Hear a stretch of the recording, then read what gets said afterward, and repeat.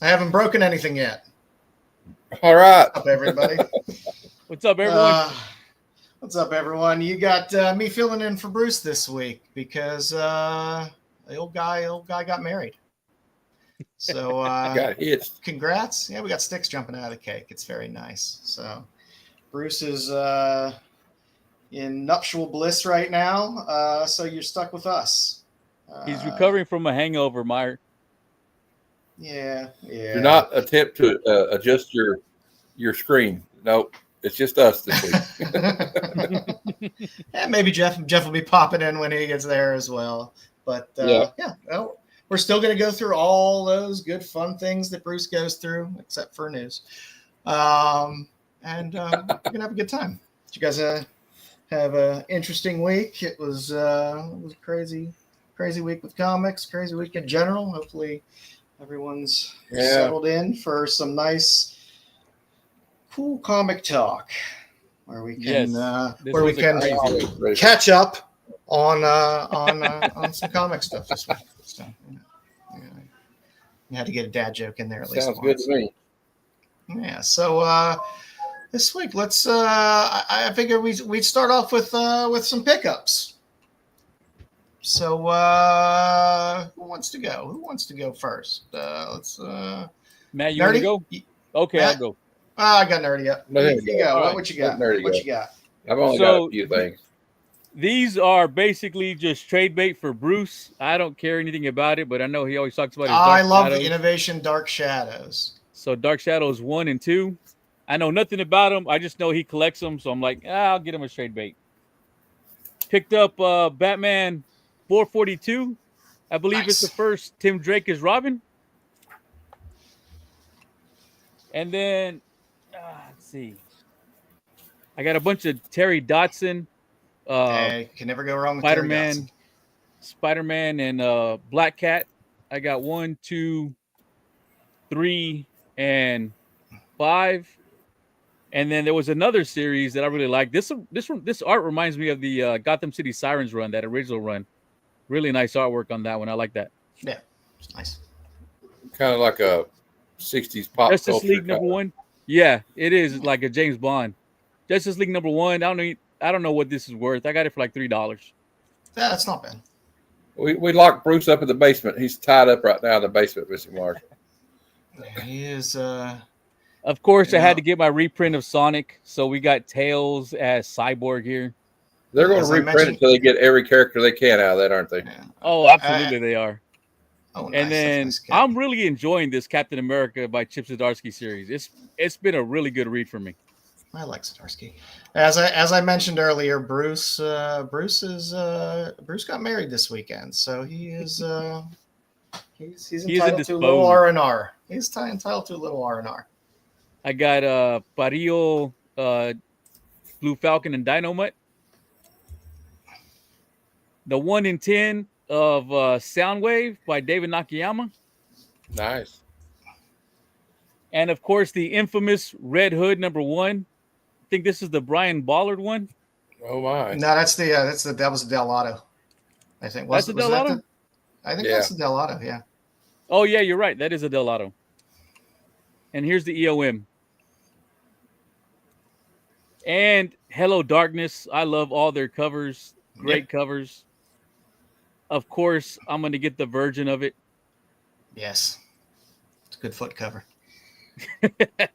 And then the other cover. And, of course, the version of that one, too. Yep. I love Rebecca Pueblo. And since I am a big fan of... Let's get through this one. We got Justice League, and it's all by Michael Turner.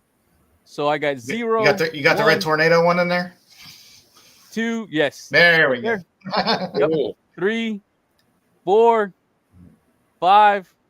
They need to do more with Solomon Grundy. I really like Solomon Grundy as a character, and they don't do much with him. 6, 7. I think this is the 1 in 10, right? I think this was a 1 in 10 ratio. Offhand.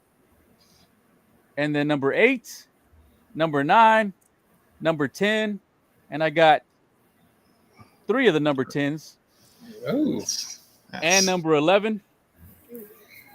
And to continue with my Michael Turner, I got the 5th printing of Tomb Raider and Witchblade. Nice. Witchblade number Nice. 14. I love loading up on an artist. 20. I got all these for like $3. It was great. 25.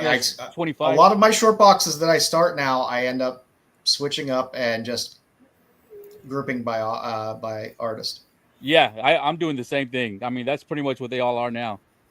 I got Tomb Raider, Witchblade, half. This isn't Turner, but I'm like, well, I might as well start picking up more Tomb Raiders. So number 2. There's some gems in there. 10. Well, before I was just collecting it for the Turners and the Hughes, but now I'm like, I might as well just start picking up the series. It's all of those. And then this one, believe it or not, This is like a $35 book. If you look on eBay, that's what they're selling for. Was that the ratio? Was there a ratio on that?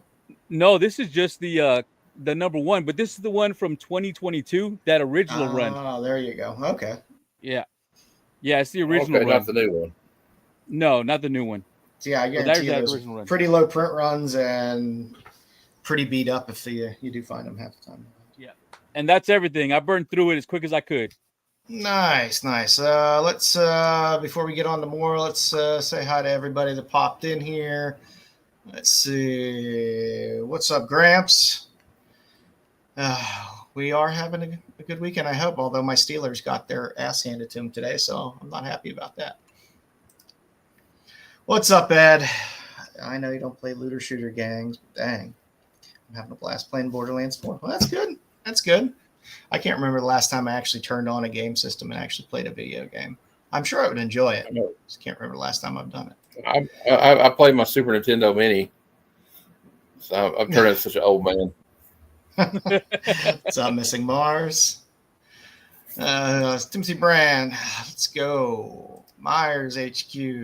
What's up? Got Terry in here. What's up, Terry Floyd? Yep, we know Bruce is Bruce. Old man got married. He's getting a little R&R this weekend after getting married. So good for him. Yeah, honeymoon, nursing a hangover. Either way, he's getting some well-deserved rest. I think Baltimore is going to be the honeymoon. Yeah. And Grumpy G, what's up? So I have quite a stack, I will say, today of books. Like 4 or 5. So. Oh, here. Why don't you go first, and then I'll. Well, I found this is the never before seen comic adaptation of Captain America, the movie from the 90s. Wow, so, plastic ears. Yeah, the plastic ears and the Italian Red Skull and everything. So I got that. I got it for $3. But I just thought it was kind of cool because I like Captain America, so I like bad cinema. So we'll probably have to do that movie for bad cinema. Supergirl number 1. I don't know the significance of it, but I just thought it looked cool. Yeah. That was a Churchill cover. Yep, and good Power Girl on the cover as well. Rom Space Knight. Rom has some gems in that run. You can get very early appearances of Rogue in Rom.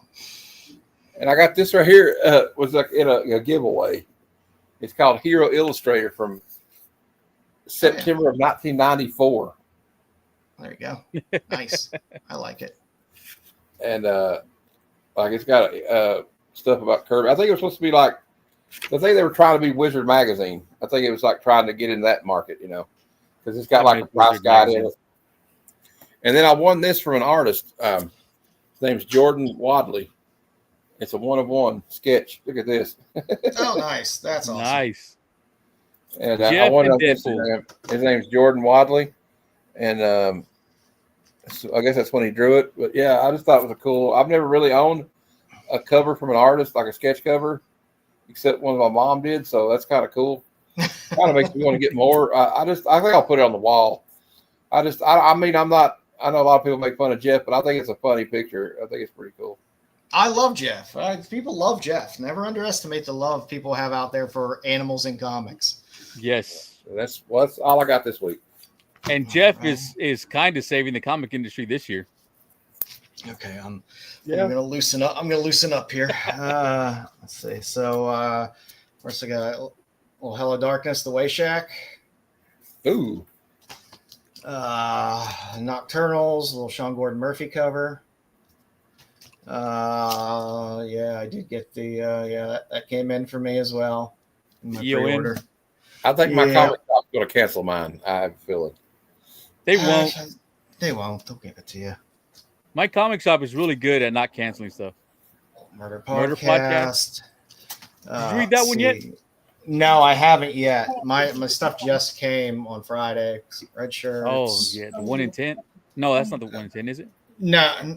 Is this the ratio? I forget because I ordered all the covers. It's the Rod Reese cover. No, I think it's the B cover. Some Skin Police. I always pick up my Udon weird covers. Hey, Mama Bear. I will take the a nice little Sabrina facsimile cover. Little Maria Lovett, always nice. I'll turn the camera off while I eat, guys. Sorry. That's all right. Nice. Couple more red shirts. Little Tramps of the Apocalypse. A couple Look Into My Eyes too. Some Ivy. Some Resurrection Man. Some more Murder Podcasts. The A cover. I missed out on that one. I'm going to see that. I want to read that. See it. Yeah. No, those first ones you showed were the ratio because that one was cover A. Yeah. Okay, that makes sense. What's up, Jeff? Then I got some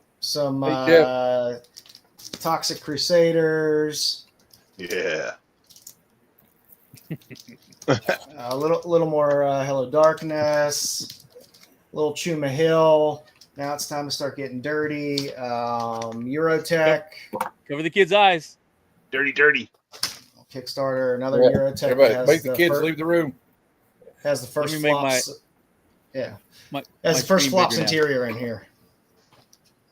For interior art. A little Yum. Little Kickstarter. But who's the artist? Oh, Yum. Oh, okay. I thought you were describing it. Sorry. No, a little both. Little Hot Twisted Love. Let's see. I got a couple copies of Melody. This one, by the way, has a beautiful full-page Dave Stevens pinup in it. Oh, cool. In the back, because all the melodies in the back have pinup art from different artists, and that one has a beautiful Dave Stevens. Dollface. Let's see. Forbidden Airlock. We're getting weird tonight, kids. Fighting Femme Classics. Then I got a few runs. I picked up a nice little run of treasure chests. That is a treasure chest. Yeah. Beavis.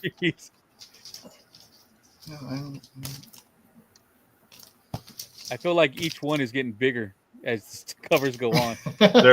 they're all drawn by the guys from Weird Science. Little Gray Moro's Mora. It's nice. Let's see, got a little Exotic Fantasies. A little Texera Vampirella. Little Sweeter Gwen. Little On Her Knees and the Naughty Nurses. Hello, nurse. And I got a nice little run of Saucy Little Tart, which I was happy about. I like that cover right there. Yeah, some cool covers. Pete Momoko did one. Eros Comics has so many titles that were out there and so many little things. And I finally got my Betty in Bondage. I collect a ton of Betty Page stuff, and I had been looking for this in good shape. I was happy to get that. And then I got the little, I have a subscription to Delirium Magazine, which is a great horror magazine. Suspiria is doing the next cover of this for issue 42. Oh, and she's done a handful of covers on this magazine in the past. So she loves to do her horror covers. Yeah, and it's right up her alley. It's good stuff. Yeah, and it's reasonable to get like a 3-issue subscription from them. to get it. Jeff, you got anything? Oh, yeah. Oh, grab it here. I got a bunch of random stuff. Oh, there we go. So I'll try to go fast. It's all from eBay and claim sales. Picked up a Cloak and Dagger #1. Claim sale. I think it was only like $2. This, I can't remember where I got it. I want to read that series. This was from my LCS. It's still on my pull list. Nice.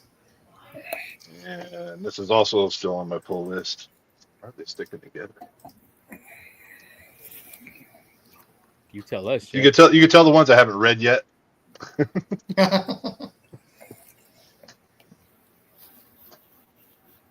Squadron Supreme #1.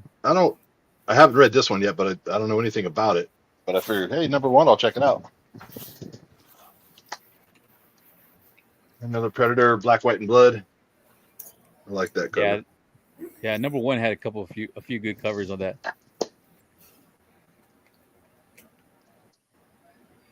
Scarlet #1. Scarlet.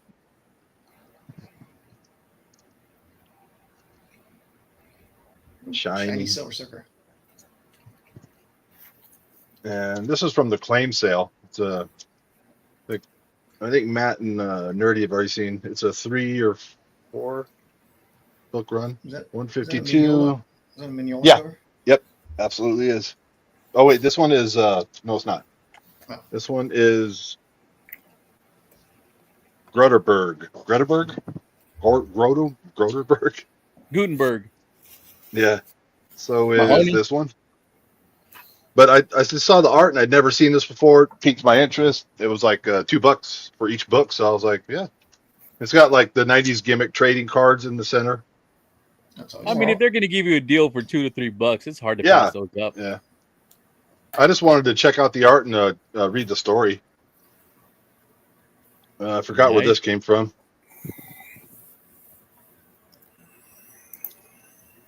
Another Transformers book. And all these Daredevils I'm about to show came from Flame Sale. And they were all like $2 a piece. $2 to $3 a piece. And they're not near mint, but they're solid 7.5, 8. Some of them 8.5, I would say. Maybe higher even. I don't know. I'd have to really, take a look at them. But because I'm not good at focusing on one thing, I started down this Daredevil path now. So I think that's our problem, Jeff. Everyone says you got to focus on one run and then go. Yep. But I'm so easily distracted. I'll totally admit it. And when I see like 80s stuff, like Copper Age stuff, because that's the stuff that I grew up, checking out. It's like the nostalgia gets me. I call it nostalgia FOMO. He threw this in for free. It's got a tear on the back page, but a lot of times it's so cheap, it's hard to pass up. I couldn't do it for $1 or $2 or whatever. I mean, none of these are keys. None of them are, special for any reason. But it's all stuff that I didn't pick up when I was a kid, and now I have it. There's nothing better than picking up something that you remember that you read and saw as a kid, and now you have it in your possession again. It's just a nice little dopamine hit. It gives me the little warm and fuzzies. Absolutely. Dopamine's the best. Dopamine's the best. Give me more. He threw a Cicada Sonic through this in for free. Nice. I should have. Nice. I'm not buying or reading this one, but I'm like halfway wanting to try to catch up, which costs more money and the whole game. And I recently got a House of Mystery, the first Bernie Wrights and Interiors, and the guy threw this one in for free. Oh, it's nice. It's a reader beater, but pretty cool. Yeah. And then here's some more 90s stuff. This might be, is this Mignola? I don't know. I don't think so. No. But it's a Wolverine deep cut. It's another 4-issue kind of miniseries thing. You can just tell that 90s type style of art. Yes. Oh, yeah. But this was when I saw this cover, I was like, all right, wait a minute. Who is that? What is that all about? Reminds me of Jim Lee. And it doesn't say here. I'd have to look. I don't think it's Jim Lee, but it reminds me of that cover that he did for Wolverine 24, where he's in an alleyway. My eyes aren't good. Yeah. My eyes aren't good enough. I can't tell. There's a tiny little signature. I couldn't tell who it was. I like picking up miniseries whenever I can because just for readers, it's just for the read. Yeah. Because I mean, some of those titles, I know I'm never going to fill a run. No. And I'm probably not going to buy the trades or an omnibus. And this stuff, it was super cheap. It's in really good condition. I got it's a 3-book arc, 012. But if you guys know about Cerebus and Dave Sim and I can't forget the guy's name that does the backgrounds. Anyway, the art inside these books is black and white, and it floors me. It just fucking floors me. The amount of time spent on each panel, I'm just like, and well, I'm slowly trying to put together my Spectacular Spider-Man Volume 1, and that's it. Nice. Nice. Let's throw this back up here. I figured let's get into the show. No, you're not getting any news this week. I'm sorry. So, would you say that no news is good news? Yeah, it's like somebody wants to be something somewhere. A director said they might do this somewhere or something. There you go. That's what the news is. And here we go. Some movies made some money. Hayden Christensen rumored to want to do Darth Vader again. There you go. Yeah. There'll be something dumb out there, but it'll give Bruce a good backlog to talk about when he gets back. So. So I guess that brings us into you know what I threw it on the slide and I'm not a clickbaity person, so I figured why not just talk about it since we're not going to do the news. Is it time to buy, sell, or hold comics? So just open panel discussion. Hey, I think the question itself is so sweeping and so broad. You gotta narrow that down. Because what comics are you talking about? and that's where I actually wanted to lead the discussion because I feel the same way. We hear it all the time. Oh, it's a horrible time to buy comics. The market's down. The market's not necessarily down in some places. It is in some places. It is in others. Sometimes people just get more choosy about what they're buying. I don't know. I like downswings in the market and little lulls in the market. Allows me to fill in things that I've been looking for. There are some things that are still holding solid value. I think you just got to be choosy. People are overwhelmed. There's so much. There's so many indie titles. There's so many covers on every damn book, stuff like that. I think there's a little bit of fatigue there, but Marvel and DC don't think so. They're still giving you blind bags with 75 covers and all this other shit. So, I think when it breaks their back and they realize they're not selling to the LCS what they need to, then I think it's a good time to be buying and not selling. It's a good time to be buying and not selling. I think you could target sell. I think there are books that hit and do well, and there's times to maybe unload some of those books if you want. And those windows are, there's the major keys. Those are going to hold value over time, and they're going to ebb and flow. But you hope over time you're getting a steady appreciation. But the little popular books, the modern books and stuff like that, sometimes it doesn't hurt to get them cheap to unload a few, make a little bit. Oh, we got his appearance in Kingdom of Nerds. Oh, is he in the chat? I'm trying to manage his 8 million intros that exist in here. Everybody hit the like button. Step away. Go enjoy Bruce. your time. Yeah, Bruce, what are you doing here? Your time. We got this, man. Yeah. I would say, we'll burn down the house totally. I'll say this first as a disclaimer. I suck at flipping books. I'm not a good book flipper. I'm not fast enough. Not either. You know, and most of the stuff I deal with, because I'm broke, is in the 2-digit or 3-digit kind of realm. So those kind of books, anyway, even if I get them and they blow up, I'm not going to make a whole lot of money, even if I do flip them, you know? So for a guy like me, is it time to buy, sell, or hold? For a guy like me, it's a time to buy and hold. Because you just saw the stuff either. I showed, because I love looking for new art, new artists, new stories, stuff I haven't seen before. And when I can get it on the cheap, I scoop it up. Yeah, I think a lot of us, I mean, I sell a little bit here and there, but not much. I think more than anything, when the market sways, it maybe changes our buying habits a little more than thinking about holding or selling or whatever. And it's not that I find myself, I don't find myself buying less. I just find myself buying different. Yeah. I go back to I start doing run fills. I find weird shit that I've been looking for. And maybe I buy a little less new stuff coming out. A few fewer covers here and there, a few fewer titles. But it definitely changes my buying habits. But I think there's always a good time to sell books because stuff still keeps popping. I feel like I would be pretty decent at selling the books, because usually books I buy, I can get them. Like I said, like I tell Bruce and you all the time, my 1 in 25s and 1 in 50s, I usually get them for half ratio or less, and then those tend to sell for over ratio. The only thing is, I never sell any of my books. Like I always started buying, like, I'm buying what I like, and that's all I care about. Recently, I've been buying spec books, and even when I hit, I don't want to sell it because I like my collection. I know eventually I'm going to have to, because I say I'm running out of my room. My wife says I ran out of room 6 months ago.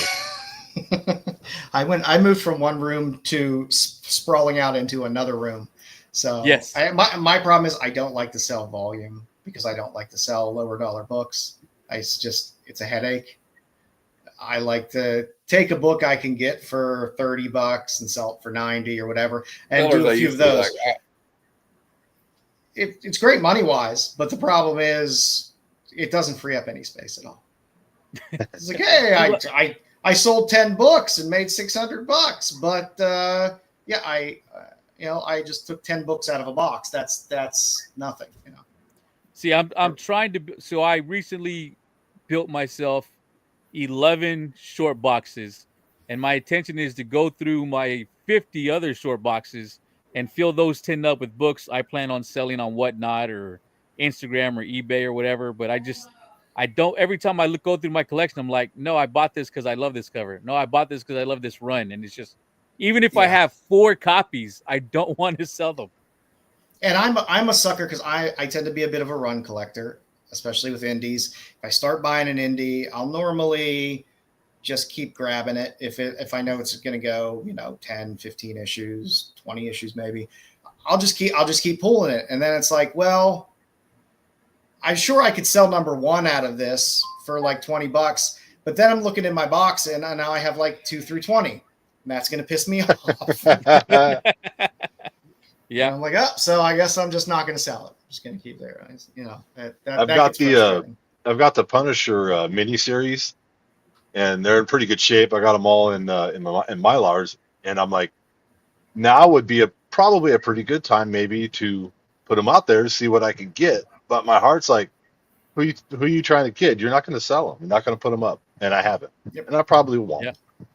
I feel the same way all the time. Especially even when I have duplicates of stuff, I'm just like, I could do it, but then I got to monitor eBay if I sell it on eBay constantly. Yeah. Then what if you have a pain in the ass buyer? It's just, and I just talk myself out of it all the time.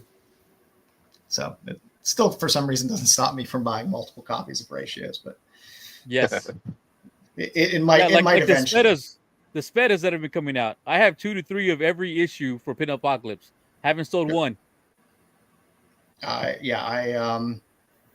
sold sold the Exquisite Corpses one that she did. But I haven't sold any of my Pin Apocalypse. I have her first cover. Yeah. And that's going for a grip cover? right now. Yeah, and I have a couple copies of it. And I'm ashamed to say what I paid for it because I paid like $10 each for them. So it's, but they're going. I mean, I saw one sell for $2.99, and that's not $2.99. That's $2.99 for a raw book. Yeah. And it's tempting, but I'm just lazy. I don't like to do it. So I don't know. I would feel like later on I'd want to buy it again and have to pay more. That's what I'm afraid of. I think my problem, and probably most of your problems with this hobby, is we're too emotionally invested to the things that we get. Yes. Yep. And that makes it very difficult to let go of it, especially if you only have one copy. It's just like, and like my Michael Turners that I just showed y'all. I have 4 or 5 boxes full of Michael Turner books, and I have duplicates, at least 3 to 5 of all of them. I don't want to let any of them go. I don't care how bad a shape they are or how good a shape they are. I don't want to let any of them go. Yeah, that's my favorite artist. It's tough. That's why it's a hobby for 99.9% of us. It is a hobby. It is not a business. No, for most of us. And I think that is probably a better way to look at it, because very few people are going to make a living selling and flipping comics and doing that stuff. No. You might be able to sustain your hobby, which is nice. It's nice to be able to load up a little bit of money from selling some stuff to go buy some other stuff and not have to dig into the piggy bank. Comic books it's still a volume business. Yep. That's why I only do it like that, to like kind of fun. Like, okay, well, maybe I can sell these books I don't want anymore, and fun me getting this book. That's the only reason I do it. There's no, it's very few and far between. I was talking about somebody about this earlier. The chances of you being like a seller like Comic Tom or one of these bigger sellers on whatnot is very slim to none, unless you have the money, like Jeff said, to get volume, which I do not have. So. And if you have that type of exposure already, he's got reach. Yeah, they can cycle through stuff very, very easily. I will say this though, if like I like the approach Nerdy was talking about like just filling a short box full of stuff that he's willing to part with. Once you get it all ready, he's like, hey, I'm ready to get rid of these. Guys like us, I think, have enough reach to say, hey, me and Nerdy are going to have a claim sale on such and such date, blah, blah, blah. Shoot it out to the people that are in our circle or whatever. And it goes out to some concentric circles out besides that. And I think we would do better trying to do that and bring more money in that way than trying to put it all on eBay or on or maybe Whatnot. I don't know. But Whatnot is good for cheap books. If you're looking, $1, 10 seconds, go to just move volume. If you just want to get rid of it and you're willing to do that, which is hard. It's hard to be like, okay, I know what I bought this book for. I'm going to get rid of it for $1, but you realize that's probably all you're ever going to be able to get for a lot of those books. $1, $2. Unless you're one of those big names that can talk up some, scuffed up, mid Bronze Age, and you talk it up like it's the best thing since sliced bread that's ever going to sell, and people bid it up just because that's what people do in Whatnot in some of those rooms. Mint Hunter Comics does that pretty good, and I'm not taking a dig at him, but he's pretty good at that. Yeah, and I like I said, I've been guilty of it. I bought Silver Age stuff before, and I kind of have my limit on where I'm willing to pay for things, and I know the condition it's in that's going to come. I'm probably not going to get my money out of it. Maybe you get that same amount of money out of it, but you're never going to get more. It's not going to necessarily appreciate more. I recently read a post on Instagram where somebody said, I don't see myself as a hoarder. I see myself as a collector. And when I die, everyone's going to be fighting for my estate sale comics. My kids could give a shit less. I tell them all the time, I was like, you guys are going to be inheriting this. So, everything except for those about 10 boxes over there that are filled with cheesecake.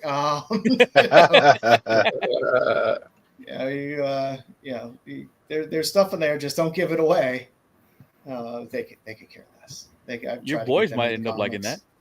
They probably will, but I've tried to get them into comics, and yeah, they'll find a title they kind of like a little bit. And I got my oldest. I had him read Something's Killing the Children. He enjoyed it.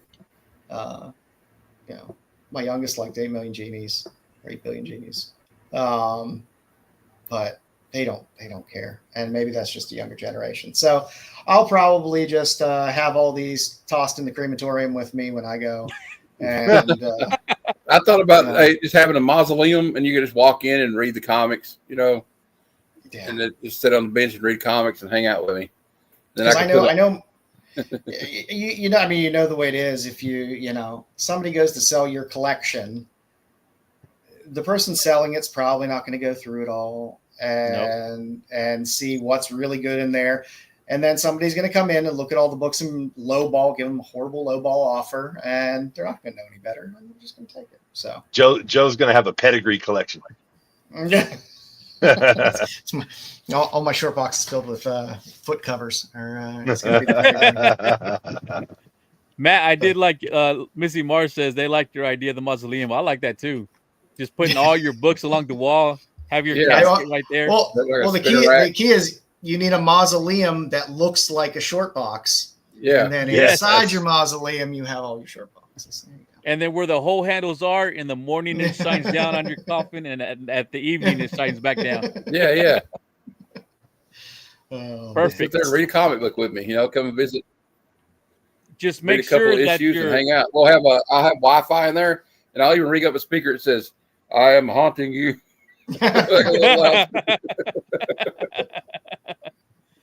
Oh, I got a deal with my best friend from the Marine Corps. I'm like, hey, when I die, I want you to take my phone, and once I'm buried and it's over, do a mass text saying thanks for coming. Yeah. There you go. Also, you could I would have a recording as soon as somebody's after a while have their comic, put that back in the board, put that back in the bag and board, damn it. Watch when you put it back in a box, stop bending the spine. Yeah, don't bend the spine. What's the spine? Just put a warning up there. Any comic stole will be cursed. Yeah, I hereby decree. Yes. The spirit of vengeance will come back upon you. So my son, I tried to get into comics. He never got into them. He loves Star Wars. He's a huge Star Wars fan, but I've tried to get him to read the Star Wars comics. He doesn't want to. He's bought a couple just for the covers. And then my daughter's 8. Right now, she tells me she's going to be a comic book dealer, but she's 8. So, I mean, just start buying her those pony books and stuff like that. Never know. Oh, I've been buying her the Labubu covers. Oh, there you go. The kids love the Labubus. It's crazy stuff. All right, kids. Well, let's get into some comic reviews.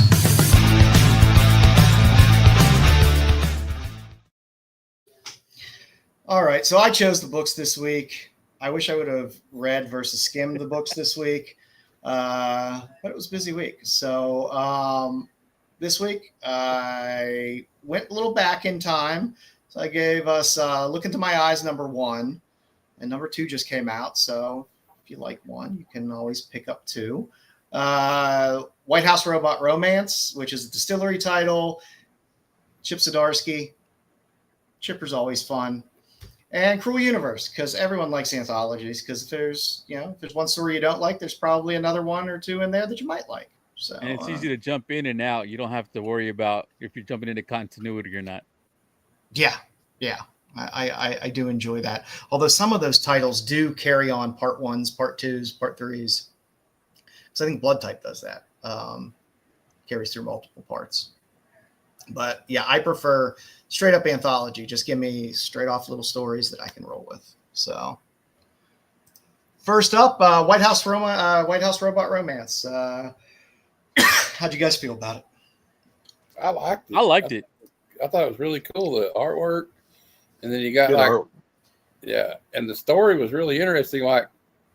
So apparently the president's not a very good dude. Like they're going to invade Canada, but like then they're going to like these robot was like Secret Service, and they're going to like I don't know. I just thought it was cool. Like the robots that always something happens when you're creating technology that you don't think is going to happen. Like these two robots like falling in love with each other, and they happen to work at the lab. It was fun. It was a fun mashup of humans and robots, but at the highest levels of of government. Yep. Where you have the robots doing all these menial tasks and non-menial tasks, interacting with people. It was interesting. It was fun to follow the robots as well and their personal lives. So I don't know. I like Zdarsky. I think he'll take it someplace interesting. Hopefully it keeps coming out. Some distillery books tend to lag a little bit in release, but they're always put together well. There's always good quality art, good quality writers, and quality product. If you don't mind the odd size on a distillery book, you got to make your own box for them. Yeah, I put them in. I just put them in magazine bags and boards and put them in a magazine box. That's just the easiest thing to do at this point. Now that I have way too many magazines that I have to start boxing them. So, well, I kind of want to continue reading this one though because it was really interesting. I haven't read anything from a distillery, but so this is distillery. Yeah, me neither. Yeah, they've had some good stories lately. They put together really good quality teams of artists and writers on a regular basis. When they first came out, they were just slamming stuff in there that was really great, with really great team ups of artists and writers. And then they seem to pump the brakes a little bit. There's not as many titles coming out on a regular basis as there were initially, but no, they seemed like there was at least once or two a week, but now it seems like they're way more selective. Yeah. When you first put this on the list, I had no interest in it. But then as soon as I started reading it, I read it all the way through, which is hard for me to do. And this was a longer book too. Yeah, I mean, the story got me. I mean, you cared about the robots, you cared about the human characters. I mean, it was really good. The art was amazing. I mean, I'm ready for issue 2. Yeah, and I like Distillery is kind of a creator-owned kind of property as well. So I think when these writers get to go do some fun project that's maybe a passion project that maybe some of the other indies wouldn't pick up, you get some good. You get to see Zdarsky not have to stay within the confines of a Daredevil or a this or that. Mm-hmm. Actually reach out. So it was good. And it reminded me a lot of like a Black Mirror episode. Yes. So I don't know. I'll keep reading it. Hopefully it comes out on a normal basis because, like I said, some of their titles have been delayed. You got also a little Blade Runner kind of in it too. Like they don't know that they're such well-made robots that they didn't really bet on them having their emotions like this. Like the guy doesn't want to die. Yeah. And they fell in love. It's kind of like, I don't know. It's kind of like a very like topical subject too these days because of AI. Yeah, I thought it was kind of a bit of a commentary as well. Yeah. 143. Of what may be held in the future. Who knows? Yeah. No, I give it a thumbs up. I'll read the next. Yeah. I'll give it a thumbs up as well. Yeah. And like I said, if you buy Distillery books, they're exceptionally well made. They're very nice quality as well. Well, I may have to start picking this one up. Yeah. Next up on the list, Look Into My Eyes, number 1. The art in this was gorgeous. It does have a little bit of a hook. There's a QR code in there that ties into the story, which was kind of unique. I don't know how I feel about the story and where it's going. I guess I'm not that age and don't have that type of angst. Okay, then I'm not the only one. No, but like I said, I mean, at this point, I'm buying the whole series regardless, just because of the cover candy and interior art as well, because it is a beautiful book. Yeah, the art was great. The art was beautiful. I mean, it was real. It was detailed. Like every panel was just full of detail. All the characters were drawn great. I mean, I could see this just being an eye candy book, but man, I could not get into the story.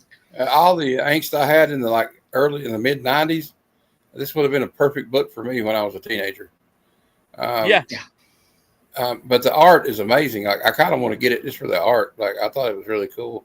Yeah, I love, especially with indies, because like I said, we get the people like to pull the Copperfield every now and then, and you get a lot of these indies that have these like gorgeous covers, and you open it up and so it looks like some third grader drew something. Yeah.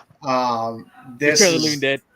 Yeah, the cover art on this is as good as the interior art, which is rare for a lot of books. So there's a lot of love and passion put in this. I don't know if the story is 100% for me. It's not bad. It just probably doesn't hit me as much as it would probably hit a younger audience.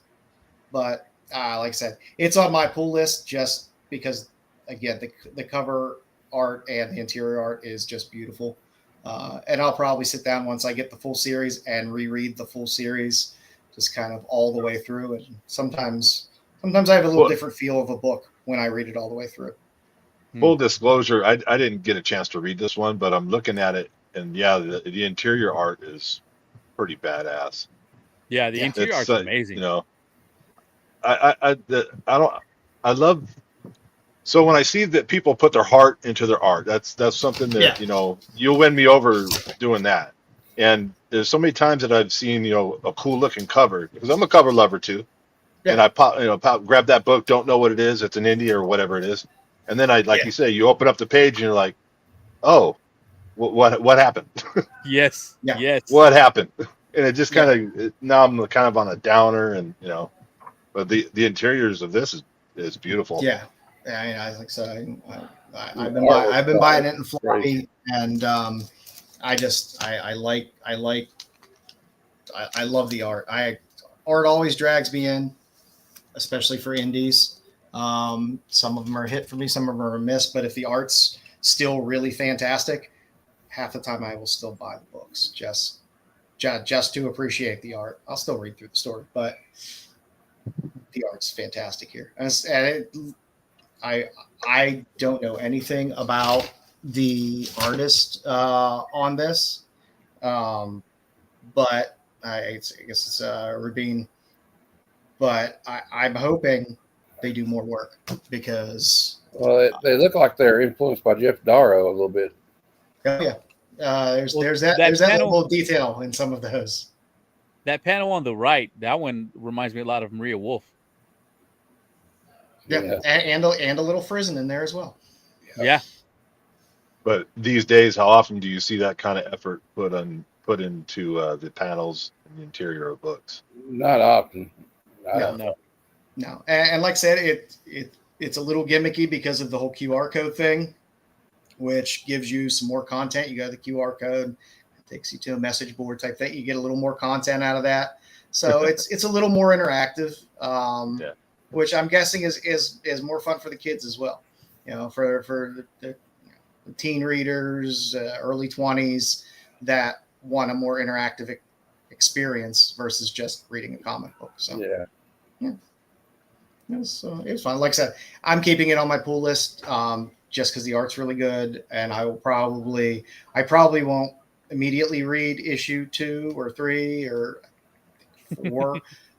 But I will wait till I have all of them together and reread it straight through again. It's one of those bingeable ones. Yeah, and it's like I said, these are the types of books where, like, if the story doesn't really catch me out of the gate, I'm gonna forget by the time I get to issue 2 what I read in issue 1. So for me, it's like just collect the run, read the whole run together. If it's a short series. And that way I tend to have a better picture of the story and a better feel for everything. And because if not, like I said, I have issue 2 here. If I read issue 2, I'll be fine now because I read issue 1. But normally, you wait a month or so for the next issue, and you're like, I don't remember what happened. And I'm not going to go back and reread issue 1, then 2, and then I forget again. So I have to read issue 1, 2, and 3. Yeah, just read it all the way through. So this one, I like definite thumbs up for the art and the effort put into it. I'll see where the story goes, and like I said, I'm collecting it either way. So I give it a tepid thumbs up. Yeah, I'll give it a full thumbs up. There you go. I said, the art was absolutely stunning in there, and it's like you get a lot of like kind of normal panels, but even on the normal panels, there's effort taken in the basic panels, but then you hit these panels like the one on the left and the one on the right, and you're like, holy shit. Yeah. There's you can tell there's some love and passion in that. So last up on the list, we had Cruel Universe, where we got this was number 2, where we got an alien in my basement. Yeah, I have an alien in my basement, ham radio, and For Art's Sake. So which of the 3 or all of the 3 did you guys like? I like the art For Art's Sake. For Art's Sake is my favorite one. Yeah, like I thought that was really freaky. Like he's using these artists, like this robot is, like he's stealing their ideas basically. So it's kind of like also a send up on AI art. Yeah, yeah, it is. I like the alien in my basement and For Art's Sake. The ham radio, just like I get what they were trying to do, but like until you finish it, I was like, what the hell is happening? I like all 3, but I like the last one, the Art's Sake. The best. Yeah, that's what I like about these books is though there's like different stories, so you get like there's a little bit of a story for everybody. Whatever kind of sci-fi you like. So and if you don't like a story, they're short. So yeah. Yeah, and like I said, I like they mix it up. I like an anthology book in general. I don't have to invest, even though I do buy the series anyway. But you don't have to invest. I like a comic book. I could just pick it up off the shelf. I don't care if it's issue 1, 2, 5, whatever. I can pick it up off the shelf. I'm going to get an anthology of three different stories that might be interesting. I don't have to invest in buying another one. Yeah. Yep. And if you like it, then you hunt out those writers for the other issues. But again, the covers on these are all good. Oh yeah, all of these Oni Press EC imprints that they've been doing have been great. They're going to be doing a Western one starting soon as well. Sweet. Yeah, which is going to be pretty cool. But it's not. They'll have a war comic. I really hope they do. But I like how they've been willing to just kind of go all over the place and stretch it out. It would be it fantasy, horror, sci-fi, all that stuff. So hopefully they keep it up because, like I said, the cover art's fantastic. You'll normally get, like I said, you're normally probably going to get at least one good story. Yeah, out of the 3 that you're in there.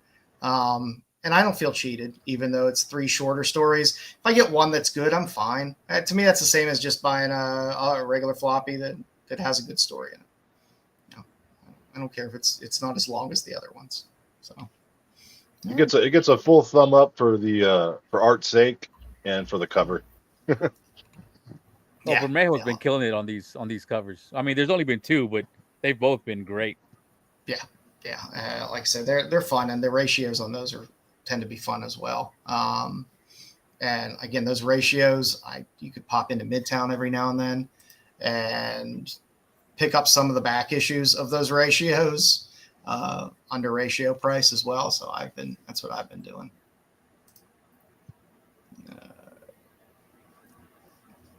Yeah. Yes.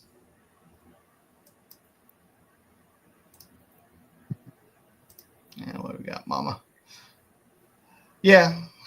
It's okay if it's floppy. That's normally it's okay if it's floppy but long. But not both. Not short and floppy. That's normally a no. So all right, so that's what we got up for that. What do we got up next? Oh, Bruce did his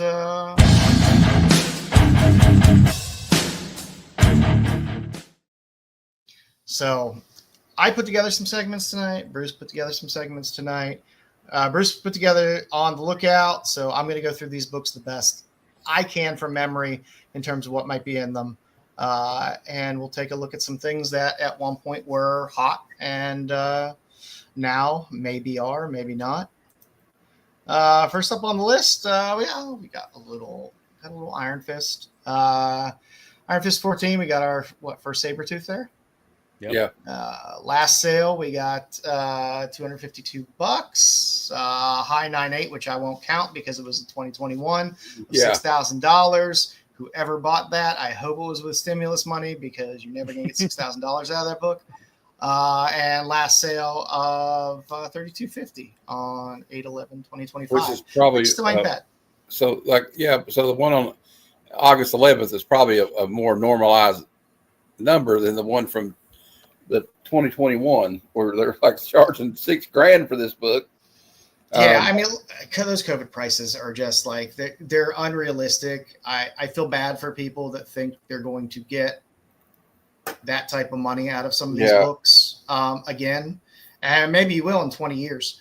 But it's you're not getting that out of there anytime soon. Yeah. But it's a book. It's a kind of a desirable book for me. As a Wolverine collector. I know he didn't start out a Wolverine nemesis, but that's what he became. And like, this is his first appearance, and it's a pretty cool cover. I mean, that's pretty badass.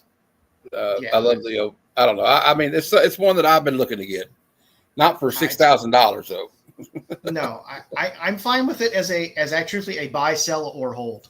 I have no problem buying it at this price raw. I'm not buying. Slabbed.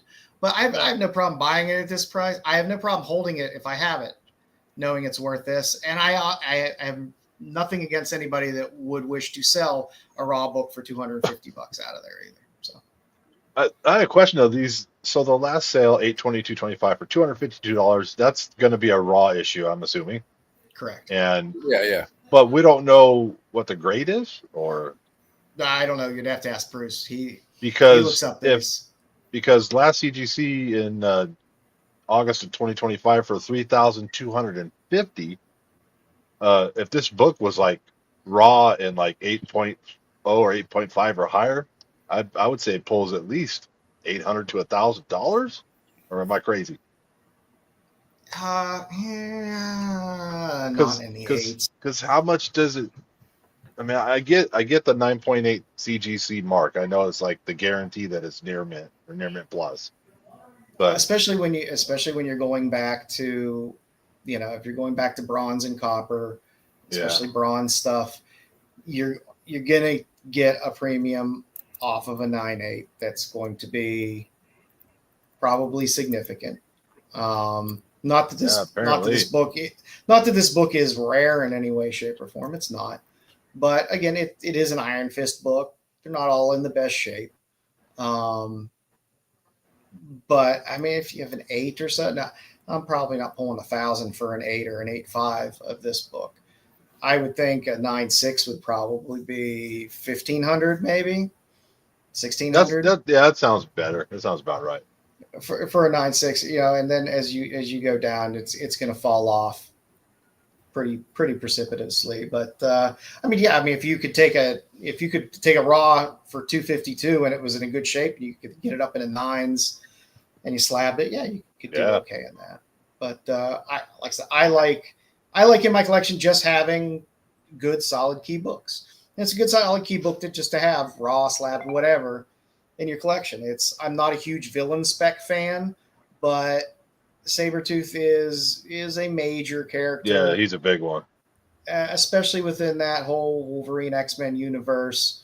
He's not Doctor Doom, but if you're going to spec on having, villain first appearances, he's not a bad one in the Marvel universe to have.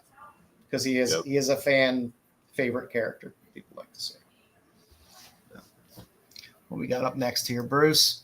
Oh, hello, Echo. Daredevil 9. The Mac covers are gorgeous. They're good stories. Last sale, $50 raw. Ooh. Last 9.8 sale, $100. COVID craziness, $1,099. Yeah. And you can hear this. I can make the noise, Wile E. Coyote makes when he falls off the cliff. But like I tell everybody, when you're looking, if you're going into something like Go Collect, where you can see the price appreciation and stuff like that, see that chart over time, you follow the chart up to about 2019, and then you draw a straight line across to about late 2023, beginning of 2024, and see where that trend line is. And ignore everything that was between like 2020 and 2022 and 2023. Bad data. Because it is bad data. But you can see on a gradual trend line, okay, I see with the way this book was moving. Is it back to where it was on trend? Has it come down below that trend? Or is it, moving up above that trend? You can tell the general trend line of something by removing that COVID data, because this is a modern book, and I don't know much about it. Is there something about this book? Echo. It's first Echo. Okay. So it's a first appearance book. Yeah, of a character that there was hype behind it because of the MCU show before it came out. But the way live action spec works too, it's like there's a big heater for minor characters, and then then it kind of falls off a cliff. Moon Knight. Yeah. Although there's still valid Moon Knight books in there that are good. And Moon Knight, the good thing about Moon Knight, I'm a fan. Always had a solid cult following before they ever announced anything. Werewolf by Night 32 was always a good book. It was always higher than you expected in terms of a price for a first appearance of a character that most people weren't familiar with. Echo, on the other hand, it's a first appearance. It's a beautiful book. Like I said, these MAC covers on this Daredevil run are gorgeous. Am I buying it at 50? No. If I see it, am I buying it at 30? Maybe. If I saw it in a box, maybe. But I mean, long term, you're not going to see $1,000 for this book in a 9.8 again. $100 9.8. It's like, okay, if you're a big Daredevil fan and you like that whole Daredevil universe and you like the character of Echo, hey, $100 9.8, sure, why not? I'll offer 80 for it. Yeah, I'm not buying into Echo. That I think that train is kind of. I love Daredevil, but yeah, I like that cover art a lot, though. I mean, I want to get this book one day just because I like the cover. Yeah, it is definitely better spec than a female Thor run. I agree with you there, because at least it's a character that has some legs in the Marvel universe, can keep appearing, can appear in the MCU again. Introduced her, they haven't killed her off. The Jane Foster one might have been something they hadn't killed her off the last movie, but yeah, that's not going to help now. Yeah, I mean, we know everybody's going to be in the MCU universe coming up, because there's a cast of 3,000 people. So of course everyone's going to be like, oh, look at this picture I see in this corner. If I explode the pixels 5,000%, that's this character. And some book's going to pop. That cover does channel some Sienkiewicz kind of energy. Yeah, it was like I said, Mac had some really cool covers on this run. It was a good run. I mean, like I said, I say it every show. Daredevil has been the best Marvel title consistently over probably the past 10, 15 years. They've put out consistently good volumes and interesting stories within Daredevil. But no, she's not naked. Man, if she was, that's about as pale as somebody could get. Then maybe I'd buy it for $50. Her jumpsuit on. All right, Joe, you always quote not cover price. What's the one you look up? Go Collect? Yeah, I mean, I use a lot of them. Go Collect for slabbed books because they have a decent census. You can pull up every grade that's sold recently. and you can also pull up the picture of that book that sold, which I find to be invaluable. Not necessarily even if you're buying a slab, but it's good to go to that site. And, if you want to see what a modern book looks like in a 7.0 or a 6.0 or an 8.0, or you want to see what a Silver Age looks like in a 6.0 versus a 3.0, you can go to that site and go through those slabs and look at, good pictures of understanding how those books get graded, because people can say anything when they're selling a book. I see them all the time. But on one night, this is a 6.0, this is a 9.0, they give you one of these. Oh, look, the spine looks fine. Spine looks fine. And, All right, I might have to start using Go Collect then, because I mostly use Cover Price, but it doesn't have all the pictures like you say. It just kind of has, here's 9.8 and goes down. Yeah, and they have raw sales on Cover Price, which is nice. I mean, I like to use them all, but each one has their kind of little benefit to them. And like I said, for Go Collect, especially if I'm looking at Golden Age stuff, I like to see when the last sale was. I like to see the censuses, because the censuses are a lot lower on that stuff. But it is really nice just to look at what a 4.0 in a Golden Age book looks like, and really pay attention to that, because people try to sell you raw stuff and be like, oh, it's a 6.0, and it's just a beta reader copy, and it just helps educate you a little bit. I'm the wrong guy to where these sold. Yeah, everywhere. So we got a little Cobra Commander #1, 1 in 100. This was hot, and it's still not bad. I'm not going to complain about a May sale for $100, $103 on this book. That's not horrible. A 9.8, $239. Last one was the same one. I ain't buying any of these books slabbed. Yeah, I wouldn't buy it slabbed either. And I'm impressed that it's sold at the end of May at ratio, basically, because a lot of these books fall off pretty fast. People love people love their Transformers, and people love their G.I. Joe stuff. I'm the dummy. I'm the dummy that would have paid that. I would have paid that because I'm a G.I. Joe and Transformers head. So even though I'd probably try to be like, well, will you take 85? No, I'm staying at 103. Okay, fine. I mean, you got Cobra Commander and Megatron on the cover. It's pretty cool. It's a high ratio. Speaks to me. It's a series. It's where Go Collect gets his its sold prices from. They'll tell you whether it was like Heritage or eBay or whatever. There you go, Barbarian. Yeah. So they, like I said, every one of those. There's no. That's the kind of problem with doing comic research. It's very difficult. I mean, I do those spotlights on Fridays all the time, and if I pick an artist or something like that, I try to grab maybe 100 or so different covers from their work. And it's not easy to find sites that are complete. I got to go to 2 or 3 different sites to try to find stuff sometimes, because every place will have its gaps. It's the same thing with looking for prices and stuff like that. You kind of have to piece together some stuff from maybe Cover Price, then you kind of piece some stuff together from Go Collect, and look at the census stuff, and it's everyone has their data points, but I would never say just use one. I would say always use as many as possible to look for books, if you're buying higher dollar books especially.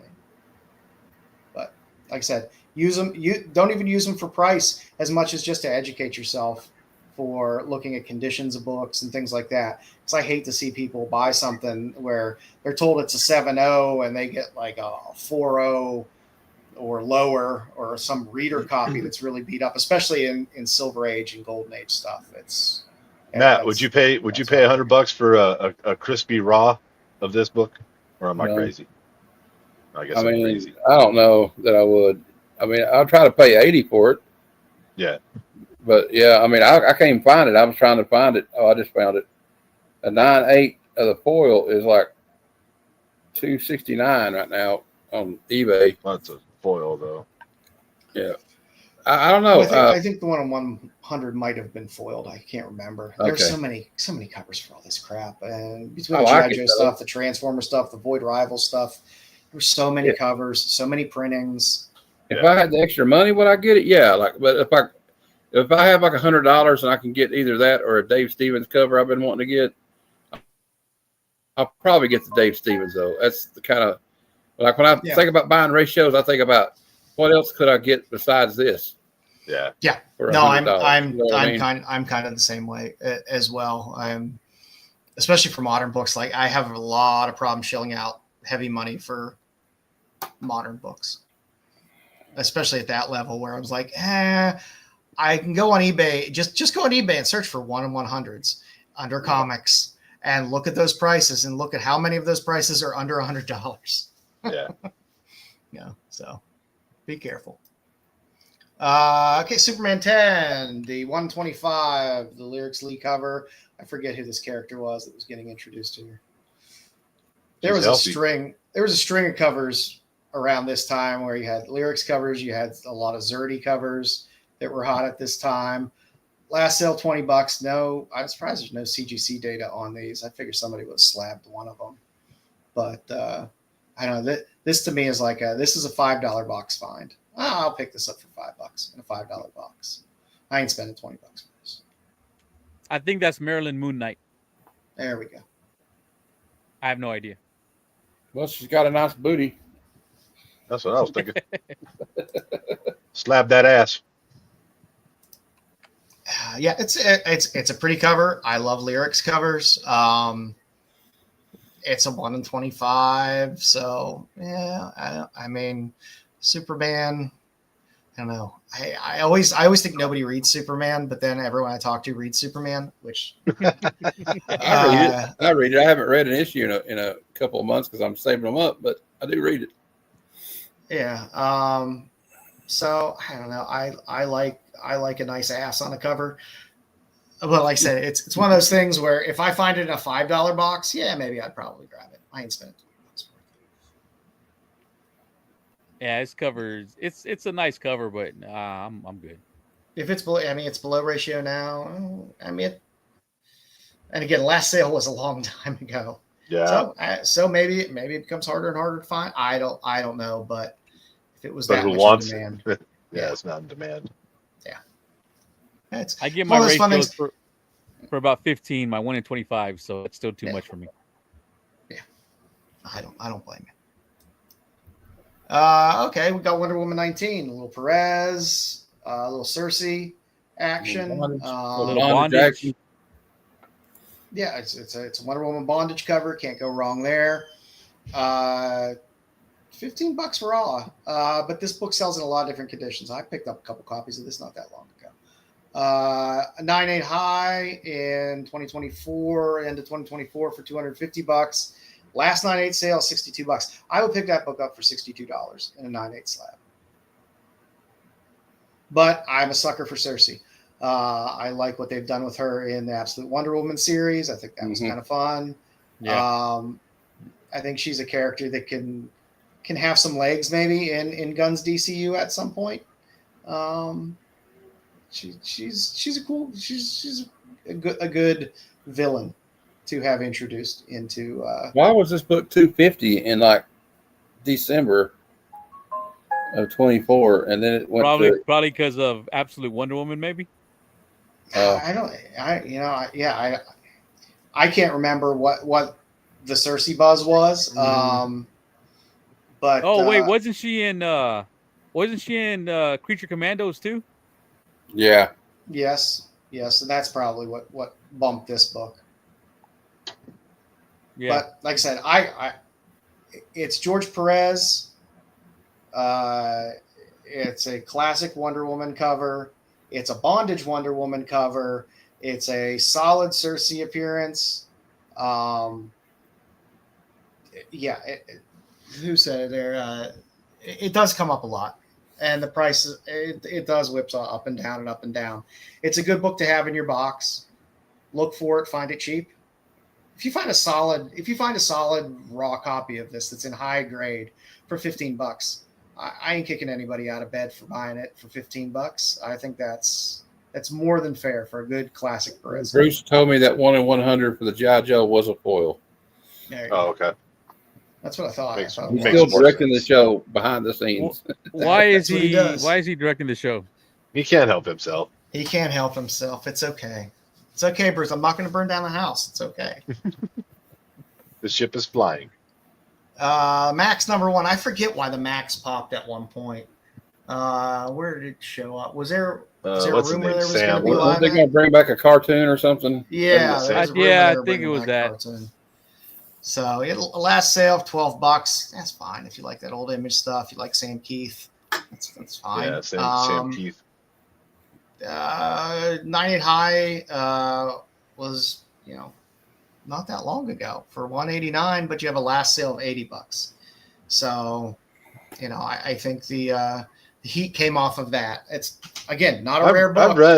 I've read a couple of Max books, and they just didn't really do anything for. I love Sam Keith, but I want to see him draw Wolverine, not the Max. I was more of a Pitt fan, but okay. Because they both kind of came out around the same time. When Dale Keown was real hot with the Hulk stuff, and he had the Pitt, and then you had this come out around the same time with the Max. It's a book you can find reasonably. I mean, if you want to go spend $12 for it, that ain't breaking the bank. If you find a nice high copy for $12, sure, why not? I would think you could probably still find it a little cheaper here and there. But Meyer wants to know what's up with this book. He was born in '93, so maybe he missed that on it. It's the earlier days of Image, where you had these, you had the creator properties where you had McFarlane had his Spawn, Dale Keown had Pitt, Sam Keith was pretty new to the scene, relatively new to the scene, and his style was so oddball that he had like a cult following.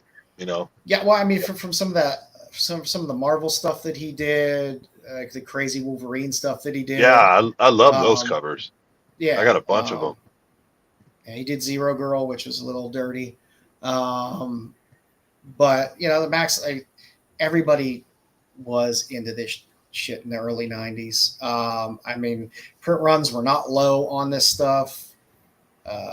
These books were quite abundant, but everybody loved it. It was, Liefeld had his Young Blood. Everyone ran off, and Lee had his Wildcats. They all ran off and did their own series, and all kind of walked away from those major publishers, all to Image to kind of do their own thing. So, yeah, I can't even remember. Yeah, you kind of fuck people up. It's Sam Keith art is. If you like Sam Keith art, you like Sam Keith art. That's all I can really say about Sam Keith. I like his art, but it's different. But yeah, they were talking about doing an animated series a little while back. So yeah, I like him specifically. I like Sam Keith specifically drawing Wolverine because of the way he does the arm hair, the weird little things. I don't know what the hell they are. It's like pieces of his costume, like stringing off or what. But it just looks cool. If anyone wants to see Garth Ennis level of things, then just go recrossed. You'll be scarred for life. But you will get levels of gore unlike anything you've ever seen before. So I would definitely suggest crossed if that level of gore is what you're looking for. I've never read Max, but looking at that cover, it feels like that would have been an MTV series like in the late 90s. Oh, on Liquid Television? Yes. Next up on the list, Fantasy Quarterly #1. We got our Elf Quest there. Again, Elf Quest it's a culty thing. Yeah, it has its own niche and cult audience. Last sale $150, which I think is fine. It's the husband and wife team, right? Yeah, I think so. Yeah, there's a whole documentary about it. I've never been into ElfQuest. I've never been into Dungeons and Dragons. I've never been into Lord of the Rings. So it never had any appeal to me in any way, shape, or form. But I picked up a couple issues. It didn't hook me. A lot of these fantasy titles, there are niche audiences of people that are just very dedicated to collecting this stuff and love it. That's great. Collect what you love. They sell though. Oh yeah, I mean that the 9.8 high of 2,300, almost 2,400 bucks, 2023. That's a little high, but still a 9.8 going for 1,440 is pretty good. Again, it's not the type of book that you're normally going to find in good shape. Right. So, take that for what it's worth for the 9.8. I can't remember enough about the documentary. I'm going to make the assumption this is the first appearance of ElfQuest. I believe it is the first appearance of ElfQuest. Okay. Yes, well, Savage Dragon especially. Savage Dragon kept Image relevant during the dark time because that book's still going. that and Spawn, those are long-term survivors. But yeah, like I said, 150 for this book. That doesn't surprise me. Am I buying it? No, but that ain't my wheelhouse. So, if you're an ElfQuest fan and you find a nice, high-quality copy, I would pick it up. That's not a bank breaker either. 150 bucks for a book that's going to be hard to come by in high grade. Next up, the Hood is come and gone. Maybe we'll get more Hood. Maybe Ironheart won't be horrible. I don't know. We'll see. Joe Treehouse. But the last sale, 21 bucks. Again, it's villain spec. Take that for what you will. That high in 2022, 650. That's just stupid. Last sale of 170. Okay, it still has a little pepper on it. People like the character. It was a decent character in Ironheart. Was a decent villain. It's kind of cool. The Hood's been involved in the comics with the Ghost Rider runs and stuff recently. So the character's been getting a lot of play lately. All these Marvel Max titles are kind of fun to go back and dig some of those out when you can find them as well. Like I said, I don't see a problem with $20 for a raw copy of this. Am I buying it for 20? No, probably not. But I wouldn't yell at anybody for doing it either. So the Hood. It's a nice cover. It is a nice cover, and it's an interesting character. Again, I'm not a huge villain spec fan, but again, they've incorporated him into some of the Ghost Rider stuff like that. So, I think when they do covers, you got to work pretty hard to mess up a red, black, and white cover. Yeah. If you give me $5, I'll take a copy, and I'll promise you not to burn it for 1 year for an extra $1. Yeah, it's like I said, I'm not a huge villain spec fan, but again, it's a character that has some legs in live action and in the books recently. So, again, it's one of those things. It's like if I found that in a box for $10, yeah, I'd probably pick it up. Meyer wants to know if the boys comic is better than the show. No. I think they try to live up to the comic in the show, which makes them probably about equivalent. I like the whole Boys universe more than I did not like the last season of Boys. I was not a fan of the last season. I liked the first couple seasons. Did not like the last season. Liked the spinoff, the Gen V or whatever it was. Yeah, I really liked that series. I thought that was fun. That's coming back, so that's fun. I mean, like I said, you got to be a Garth Ennis fan to be a Garth Ennis fan. Yeah, it's a lane, and if you like that lane, he doesn't let you down too often. There you go, Mike. Next up on the list, we got our good old Ultimate Spider-Man, the black suit variant. Last sale, $120. Too long ago. 9.8 high, 205, which was also the last sale on 8/28/2025. People love Spider-Man. What am I going to say? There's books that just do. People like Spider-Man. Spider-Man sells. People like Batman. Batman sells. It doesn't matter if there are 1 million copies printed of it and stuff like it. Yeah, matter. that's the problem. It's a new book or newer book, and it's $120. It's cool, but it's not $120 cool to me. No, but and I love Spider-Man because of the number of fans out there. People will keep buying it for inflated prices. But again, it's Spider-Man. People love Spider-Man. People love Batman, and it doesn't matter if the book is ridiculously overprinted.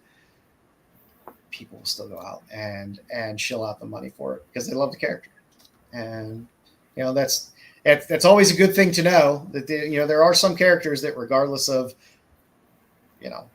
how much is in or the book, how bad they screw it up, people still love it. Yeah, I mean, is there? I don't know. I don't know what the long-term runway for this Ultimate Universe of Spider-Man will be, or this Ultimate Universe. There's one on eBay right now for $75 for best They're offer. closing up on. They're ending it all. It's over with soon. Number 24 will be the last one. But who knows how they bring back that universe at some point, if they bring it back, if they kill it.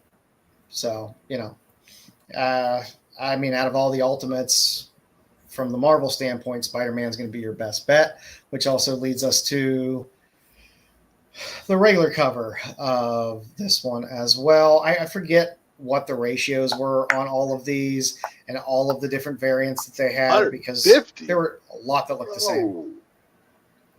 But yeah, I 150 just feels a little pricey there for this book. See, I got mine for 60. I should sell it right now, but I'm not going to. I got mine for cover price. I got the third print because I couldn't. By the time it was out and I caught on to it, it was too late. Same problem I have with Monsters. I guarantee you go in, you'll probably see other prices that are lower than 150 on here. You throw some key emojis and some fire emojis in your listing, and throw in the word rare and key and stuff like that, and hard to find. Yeah, hard to find. Remember that, Jeff, when we do our sale. Yep. But like I said, people liked the series. You get your Ultimate Spider-Man. It is what it is. I think this is the last book he had up on the list, which means, oh my, it is time.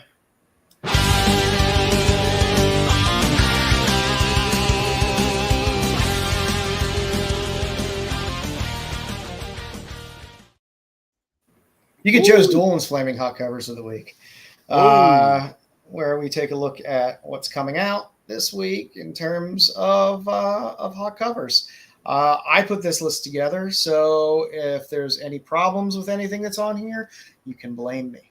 So we'll put the blame on you. We'll blame Nerdy. You can, if you like, if you want to take an over or under on DC and Mark Spears books, but I probably won't do that. So I'll go one. Yeah. Yeah, I have my niche that I like, but I tried to stay as mainstream as I could. So let's start off with number 10. Well, I'm interested.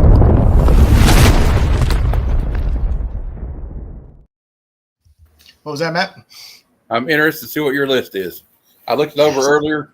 I kind of like the picks. I like to kind of be all over the place. I like to throw you a curveball. I know there's 8 million different covers for the whole Marvel, DC, Deadpool, Batman stuff. I'm a sucker for Jeff covers. I'm a sucker for crypto covers. You put them both on the same cover, I'm going to buy that cover. Plain and simple. I'm down with crypto for sure. Guhirio as well. Nobody does Jeff better. And it's fun to have crypto there as well. Like I said, I'm a sucker for this stuff. I'll buy all the dumb animal books that come out. I can't help myself. I'll buy the Marvel meows and all that dumb shit all the time, and I don't care. I love the animal stuff too. I agree with you. And it tends to be about people. Jeff books do well. Jeff books do really well. They do. And I've been saying it for a long time. I was like, crypto has some legs. People and like the crypto series that's out right now. That's a good read. Yeah. On my playlist. Yeah, and I think it's fun to have them both on the same cover. Why not? So, if you like the animal covers, go for it.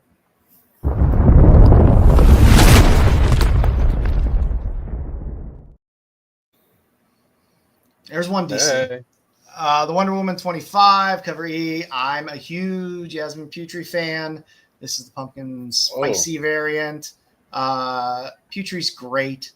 She's done so much fantastic work with Marvel and DC. I pick up any back issues I see for her covers all the time. She's an amazingly talented artist, and it's a good cover. There's a lot of these. There's a lot of these pumpkin spicy variants, but this one is this one's fun. Why not? I like it.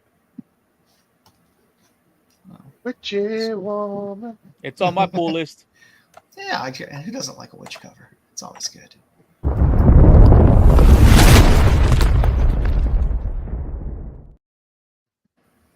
Battle Beast. Hey, Ribic is Ribic, man. There's his work is amazing.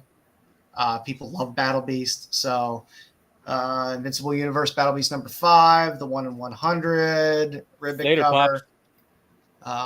It's like I said, people love Battle Beast. It's a great Battle Beast cover. Ribic is great, and people love Invincible stuff. Yeah, they just dig it. People love Battle Beast, so yeah. So yeah, it's a pretty cool cover. Yeah, I like there are people that just think Battle Beast is their favorite character out there. I'm looking at you, Mel. Invincible Lion-O. And they love it, and it's a fun character, and the covers are always badass. So I'm not shilling out for a 1 in 100 on it, but I love the cover, so I threw it up there. So I figured, why not? Yeah, Bob.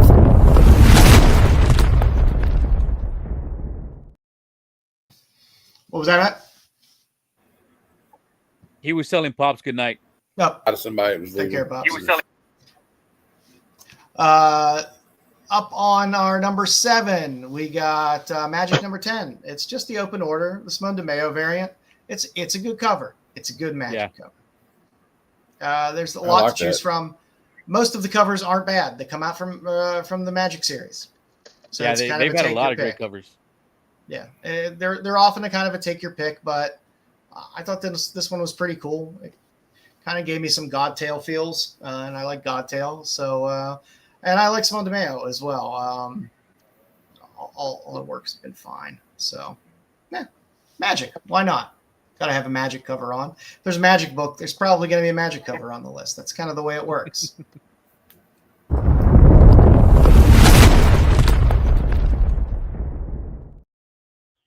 Up at number 6 of Exquisite Corpses number 5, the Cover D Stealth variant.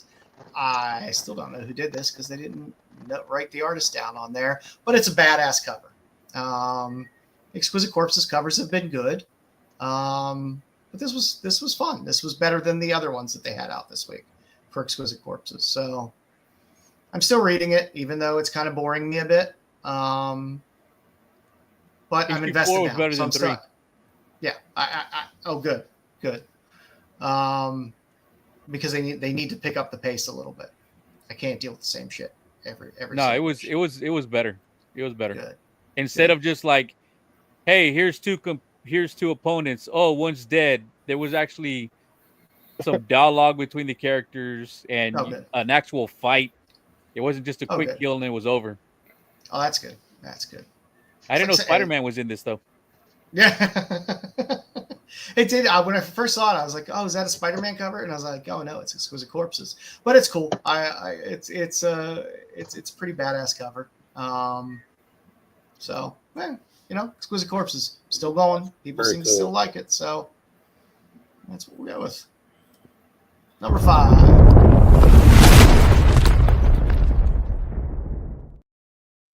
take the turn, and hey, no, there's nothing wrong with buying open order covers. The Fiumara covers for Catwoman have all been fantastic. Mm-hmm. In some cases, they've been better than the variant covers and the ratios. This is no exception. It's a great Catwoman cover. Why not pick up a cheap A cover and throw it in your box? Build that Catwoman run. Build a Fiumara Catwoman run because it's nice. People like to go back and get the Hughes run. Maybe people later on will want to come back and pick up this Fiumara run. Yeah, and I like that the motorcycle in the air with a whip coming right at your face. It's really cool. I've always said this about Fiumara. He never lets me down in terms of giving me something different for every cover that he does. Like I know with Artgerm, I'm going to have like 75% of the covers. It's going to be that one pose. And frizzing covers, you see frizzing covers, a lot of them feel, okay, I get it. There's poison ivy and there's different fruits or flowers behind her. I get it. I still love Jenny, but Fiumara gives you something completely different. It's more dynamic, cover. Way more dynamic. And it's something you like. You never know what you're going to get next from him in terms of a cover. And I love that. And I love that he's doing the A covers. I like when people can get access to, really, really good art in an open order book that's not going to break the bank. So, yay, Catwoman. Coming up at number 4.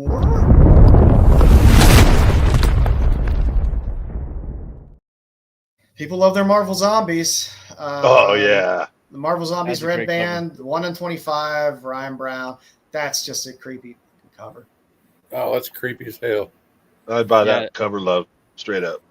Yeah. I got that one on my pull list, and I think one other one, but man, issue 2, I couldn't find any covers that I liked at all. Really? Look at those fingers. I was like that with I was going to get the Godzilla versus Kong versus Justice League. And I was like, I don't really feel any of them covers. Like some of them are just like, I don't know if I feel any of them. Not even the cover A. Yeah, the last one that came out. Awesome. But this cover's great.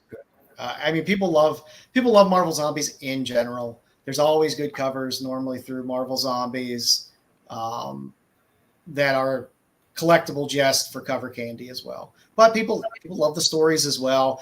Marvel Zombies always seems to have legs up and down. Marvel, in animation and stuff like that, they love to use the Marvel Zombie stuff. So you got to admit, a zombified plastic man is pretty terrifying. It is. I saw this cover. I was like, that is a good cover. I mean, because normally I'm like, okay, give me the Sidem cover.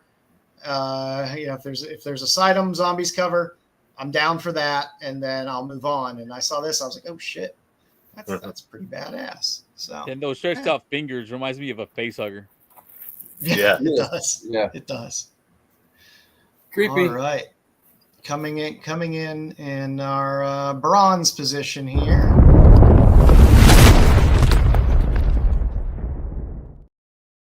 Not really a bronze position because I put these books in no specific order whatsoever. So they are neither getting better nor worse as we go through them. They're just 10 books.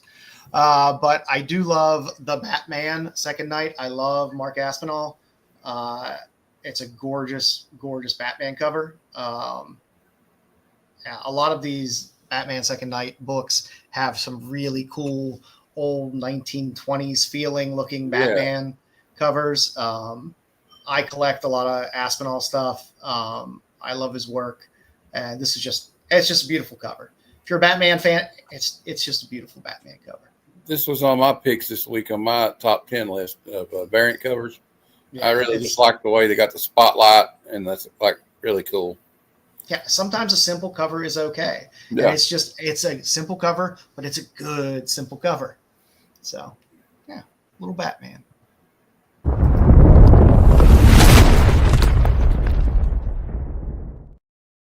In the number 2 spot, No Man's Land number 1. I'm not even going to try to pronounce that, so don't ask me to.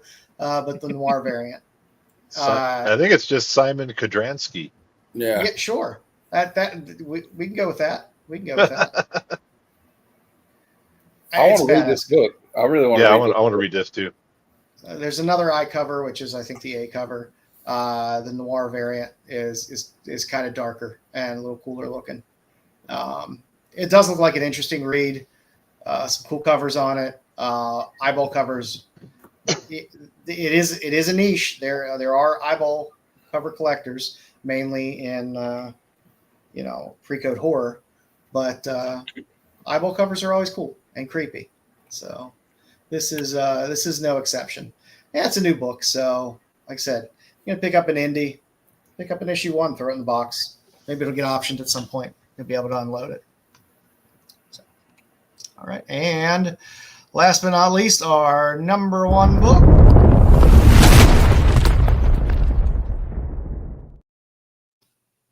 Voyeur number 1, Lupacino cover. It's just a great creepy cover. Look at that guy. He's underneath the dock. He's looking. He's looking. There's some interesting covers on this book. There's some interesting covers in issue 2 as well. Ignition Press has been putting out some interesting things. Don't know how widespread Ignition Press is. Don't know how many LCSs are picking up stuff for Ignition Press, or whether they're even aware of it unless somebody's asking for it for a pull box. So, I'm picking these up. I like to pick up weird indies. Like I said, Ignition Press has been putting out some interesting books lately. So I'm collecting a lot of their indie titles because maybe they go somewhere and they should probably be pretty low printed. So. I was too busy looking at her. I didn't even know there was a dude down there till you said that. that was kind of the fun part down there. It's like, hey, let's throw that guy down there and see what's going on down there. But I like this player. Yeah, I'm a sucker for a redhead on a cover as well, so it had me. There's a cool Vanessa Del Rey. The cover I picked was this one. I did this week. Well, I saw this book, then I went and looked it up when I was doing my variants and said, well, that one's pretty cool. Why don't we just add that to it? And it almost reminds me of Adam Hughes a little bit. And it's a cool cover. There's a Del Rey cover in issue 2, I believe, which is really cool as well. It's a bunch of stacked TVs, which is really cool looking. So yeah, that's what we got for our Joe's Dolan Flaming Hot FOC for this week. I tried to do my best, Bruce. I hope I did you justice. And next up we have we got our heritage sales.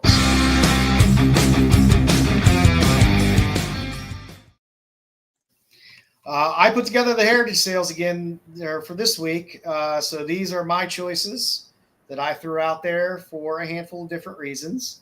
I did not go for big dollar books. I went for some reasonable books and some books that I feel have come down in price. The heritage auction that went off on, I guess it would have been Sunday for the Golden Age stuff. There were some deals. So we might be seeing a little bit of softness in some of the, non-major key Golden Age books. Maybe a chance for people to start dipping their toes a little bit in some Golden Age. First up, I have Venture Comics 121. It's a Davis Crippen D-copy pedigree. I picked this book to talk about pedigrees and what you look for in some of those. For example, the Davis Crippen D-copy. I kind of highlighted there in that other little image there. His books from this pedigree all have that D on the cover. Oh, okay. So, that's kind of what defines his pedigree. Sure, it's his collection, and some collections don't necessarily have some distinguishing mark like that. But a lot of the older ones, especially the Golden Age, a lot of those collectors would put their own serial numbers in a book or some type of notation on the cover and stuff like that within their collection. And the Crippen D is a very well-known pedigree that is highlighted by that little pencil D in there that gets dropped on the cover. This is an interesting Superboy cover. I don't know what the fuck's going on with his legs. He talks about stamp collecting. That's a Golden Age book for you. It's filled with a bunch He still learn weird, how to fly. Yeah, it's filled with a bunch of weird stuff. I pencil in my D to all my comics too. Okay. Yeah, Tough that's room. close enough. Yeah, Tough room. Tip your waitress. But I mean, for 456 for an 8.5 in this book, again, there's 2 8.5s, 192 and 194. That's the top of the census.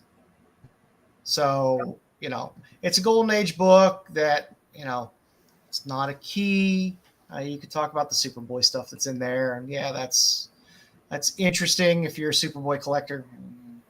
But again, this is, if you own this book, there's one other person that has an 8.5, and then 2 other books higher than you on the census, which is kind of nice.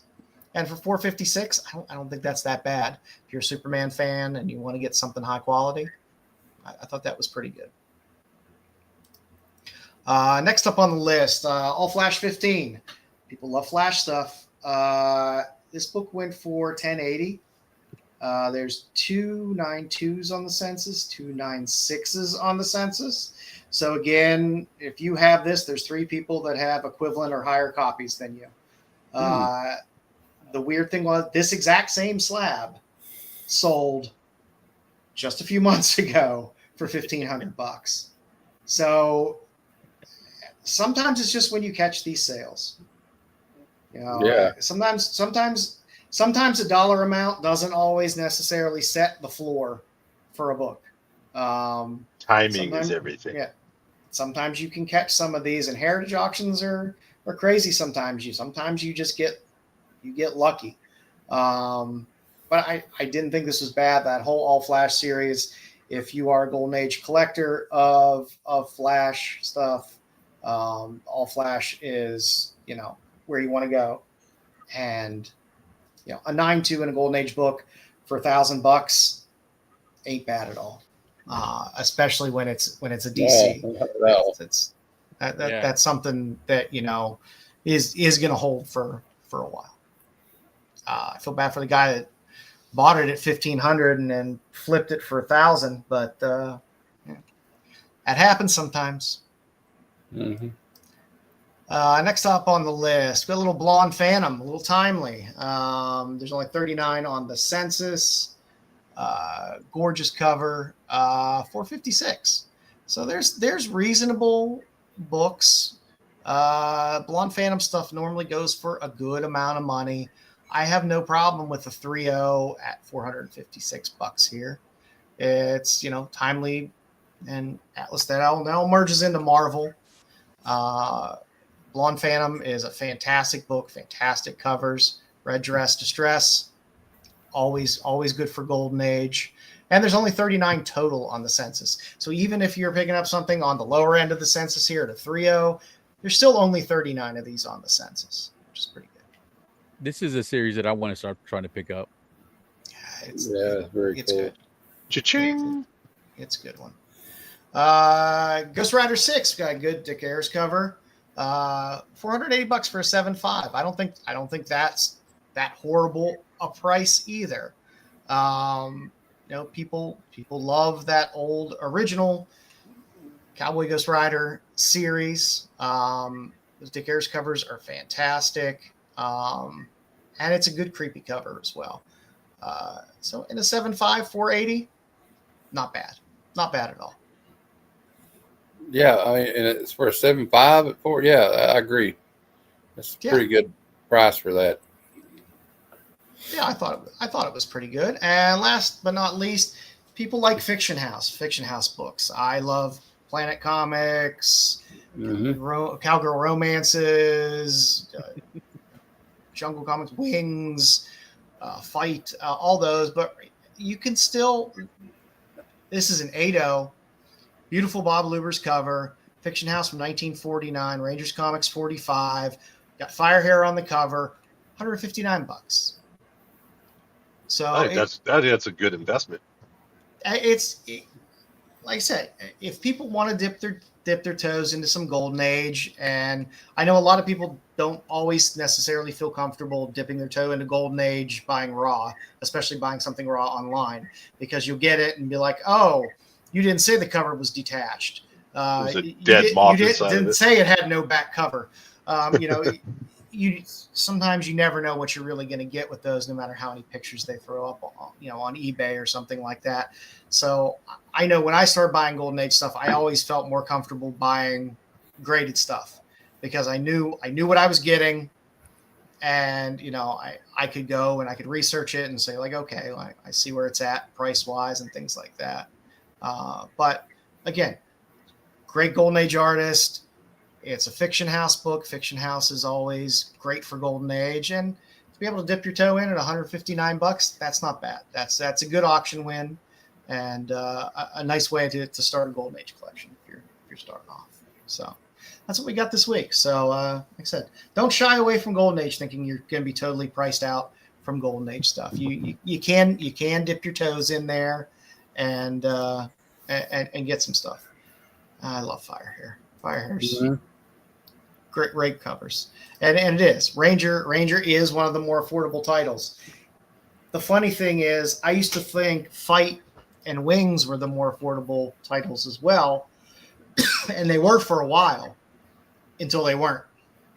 So you kind of you can work your way through Fiction House of, well, Planet Comics was always kind of the gold standard of, okay, Planet Comics are always going to be pretty pricey.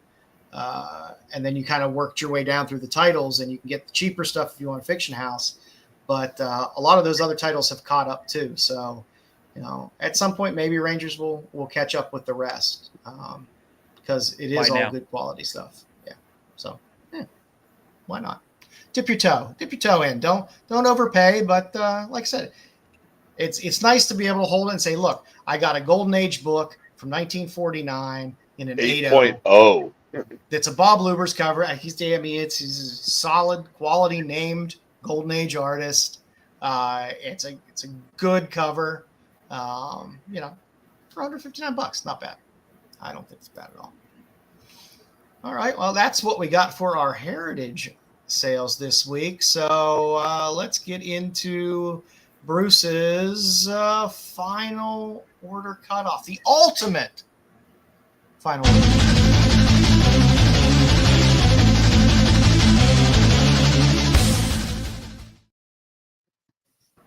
All right. Let's see what Bruce gave us. He gave me this on Friday. I really didn't look through it too much, so we'll see. I know I added one page of slides of my own books since I didn't do Joe's doing Says So this week, and I did the 10. I need to give you something for the future, so I got one slide in here for FOC. But FOC for 9/15/2025. We got some Catwoman action. We got a nice Prison variant, which is what we used on the old thumbnail. That's a good cover. Nakayama cover, which is also pretty nice. Archer, also nice. All good Absolute Batman covers. Everyone loves Catwoman. So it was supposed to be an Adam Hughes in there, but it got taken off the last minute. I like the Nakayama. Yeah, they're all good, and it'd be fun to see the the Absolute Batman Catwoman. I don't know how I feel about the mask, dome mask. Maybe it's just I'm not as into BDSM as some people might be. But what if she was barefoot? Then I think I'd be okay there. I could do a trade-off and be all right with it. But again, they're good covers. Again, good Catwoman covers are going to sell. Absolute Batman sells, so I expect all these to do pretty well. There's a Ivan Talavera exclusive that's a store exclusive where she doesn't have the mask on. That's really nice. Nice. Talavera's been killing it too. Then we got Aquaman 10, Derek Chu variant. You can tell it's a Derek Chu variant because them thighs is thick. We got some Batman and Robin 26. I guess that's Clayton Crane variant. Is that a Clayton Crane? Is that his signature down there? Is that Clayton Crane or a different Crane? I'm not sure. I think it's Clayton Crane. I'm so used to seeing it in 7 colors written really big across the bottom in a signature. So I'll verify. We got Supergirl 5, the Harvey variant. Everybody likes being on a phone and doing selfies. The Krypton Spectrum, the Malavia variant. That's cool. Interesting cover. Yeah, that was kind of cool. I like that. That's something different. I like different covers. That's fun. Yes, it's Clayton Crane. As someone who can't quite draw that well, I appreciate it. I like that he used the Batman car. I really like that Batmobile. I know it's not as I do too. I cool like as the other, but that one I would drive around. I like that one. Yeah, it's good. And we got Legacy of Vader 9, 125 Godtail incentive. I love Godtail.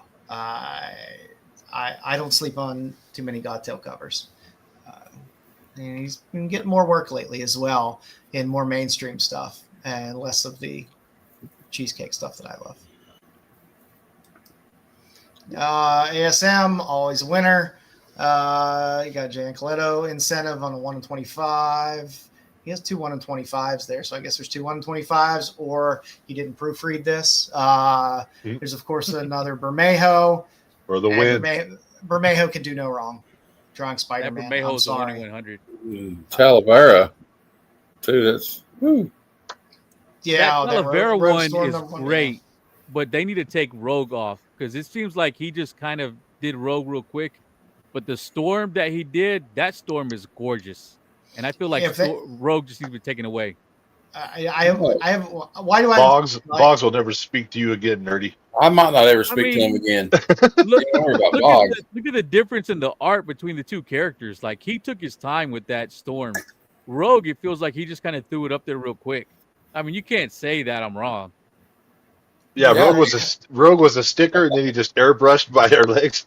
Yes. Would I be surprised if I saw that Storm as a virgin without the Rogue in there at some point? It says some con exclusive. No, definitely. I wouldn't be surprised at all because that would be an easy sale. That would be an easy sale. See, that's what they should do for some of these damn con. You know, all these con exclusives. Like, oh, we'll just slap some fucking foil on it. You know, I'm change tired the of color of the foil too. We'll do like 4 different colors. Yeah, I'm tired of that bullshit. Now, if you give me this cover without Rogue on there, and you just give me that Storm, that's a badass cover, and that's something I would be interested in buying. You know, as opposed to here it is just in foil. I don't give a shit about foil. You know, DC does foil like shit. Most foil covers look like shit. You know, unless it's spot foil. Most look pretty bad. I agree. I agree. Are okay, but spot foil, yeah, that's the way to go. Yeah, spot foil is fun. Yeah, he is good. Bermejo's just been a beast lately. I don't know how he cranks out because it's detailed art, and he's been cranking out covers for a lot of books. A lot. Yeah, I think they're all exceptional. All of them, like they hit their strides. You know, I think he's hitting his stride. Yeah, and I love that he puts the web shooters in there, and it looks like it feels like he's wearing a costume. That you're looking at somebody wearing a costume, which is kind of cool, and that's a very difficult thing to kind of accomplish in comics, to have that feel. But his covers definitely do it. And we got a Sinisters 6. Number 1, the Gabbert variant. That's fun. It's fun cover. It's something. One World Under Doom. There's a 125 Yoon incentive. I'm sure he just put that on there because Cyclops is on the cover. I was gonna say that was not very dynamic. If Stan Lee was still alive, he would have said, "Nope, get that cover out of here." I didn't like it. It looked really digital too. There's no movement there. Yeah, it's a little robotic. Yep. And we got Iron and Frost number 1, the Rice incentive. I don't know. Iron Man covers don't do it for me. I feel you. Is that her heart in his hand? Yes, it is. Oh. Godzilla Destroys the Marvel Universe 4, the 150 Brooks incentive. That's a good cover. I like that one. I like the trade better. I mean, I'll take a trade over a 1 in 50 any day if I like the art. 1 in 50 is a high ratio for nowadays. Yeah, I mean, you have to really hope, number one, you're getting it under ratio and it's something that really hits, or you're just basically holding an expensive book that you bought that, like, maybe you'll get your money back for it. Maybe you won't. I don't know. If you like the art, just buy the trade. We got some Sonic 1 in 25 Forgery incentive. I don't know. Sonic ratios every like 3 months tend to hit and do pretty well. I always try to dig them out of old boxes when I'm digging at a convention or something like that. Yep. Any Sonic ratios, Adventure Time ratios, regular show ratios, Rick and Morty ratio. I'll pull all those out when they're cheap and get them. They do hit sometimes, and they often have some cool art. For the last year and a half, Sonic ratios, like those old ones, those have been going for big money. I've been shocked every time they just $250, $350, $1,200. Oh, wow! You see some crazy stuff with the old stuff, especially. Yeah, because I mean, you think most of these are kids' books. They're not heavily ordered by stores. I mean, how many stores are going to have a 1 in 25 of Sonic? Yep. Most LCSs probably aren't buying 25 copies of this to throw on the stands for kids. But it's been going a long time. They're in what, the 80s, issue 80. It's a long run. People love Sonic. Somebody's buying them because they're still going. Yeah. So. Next up, we got Perio, 1 in 15 for Blue Falcon and Dynamite 2. Fun cover. We got a nice Susperia, Falling in Love in the Path to Hell, number 10, the 1 in 15. I always love Susperia stuff. One of my favorites, I do love G.I. Joe Real American Hero 321, the 1 in 10. I love Steve Beach. Steve Beach just does cool covers, and his G.I. Joe ones are always fun. So, it's good. 1 in 10, why not? I'm in. You could pick up 1 in 10s pretty reasonably if you're pre-ordering normally. With the almighty hiss in the background. Yeah, I mean, even when you're paying up for them, sometimes a lot of times it'll be like $14. Yeah, I'm fine with that for a 1 in 10 if it gets it in my hand, and I don't have to do a lot of work for it. That's fine. Everything Dead and Dying, which we read last week, which was an interesting series. A very different take on the zombie genre. This is the 1 in 10 Danny incentive. I love Danny. I love Danny's art, but this series is interesting, and I'll keep picking these up. Got the American Gothic homage. Yeah. And I think this is Bruce's last slide here. We got Transformers 25, the 125 new incentive. It's a fun Transformers cover. Yeah, I like it. And we got the 150 Mora, which is it's nice. It's a Transformers cover. Then we got Fire and Ice 4, which is finally coming out. You got a nice Pinocchio variant there. And Vampire Armageddon number 4, you have a 1 in 15 Lyrics Lee, but of course it's Dynamite. So if you want that with the trade or black and white or this or that, you can get it. So or purple color or pink color or yellow. It depends how much you like it and how much you want to spend for it. You can get that cover, which is kind of fun with Dynamite. A nice thing about Dynamite too, you can normally pre-order their ratios at ratio or under. Yeah. Pre-ordering them, so. Like I said, we always tell people, guys, you get a discount. Yeah, please take advantage of in some cases, a 30 to 40% discount on some books if you're going in there and pre-ordering before FOC. And as a reminder, if you have a pool box, don't be a piece of shit and leave your comics there and never pick them up. It's bad business for LCSs. It hurts LCSs because they're ordering those books for you, which means they're outlaying money for you to put them in a box, expecting you to come pick them up and buy them.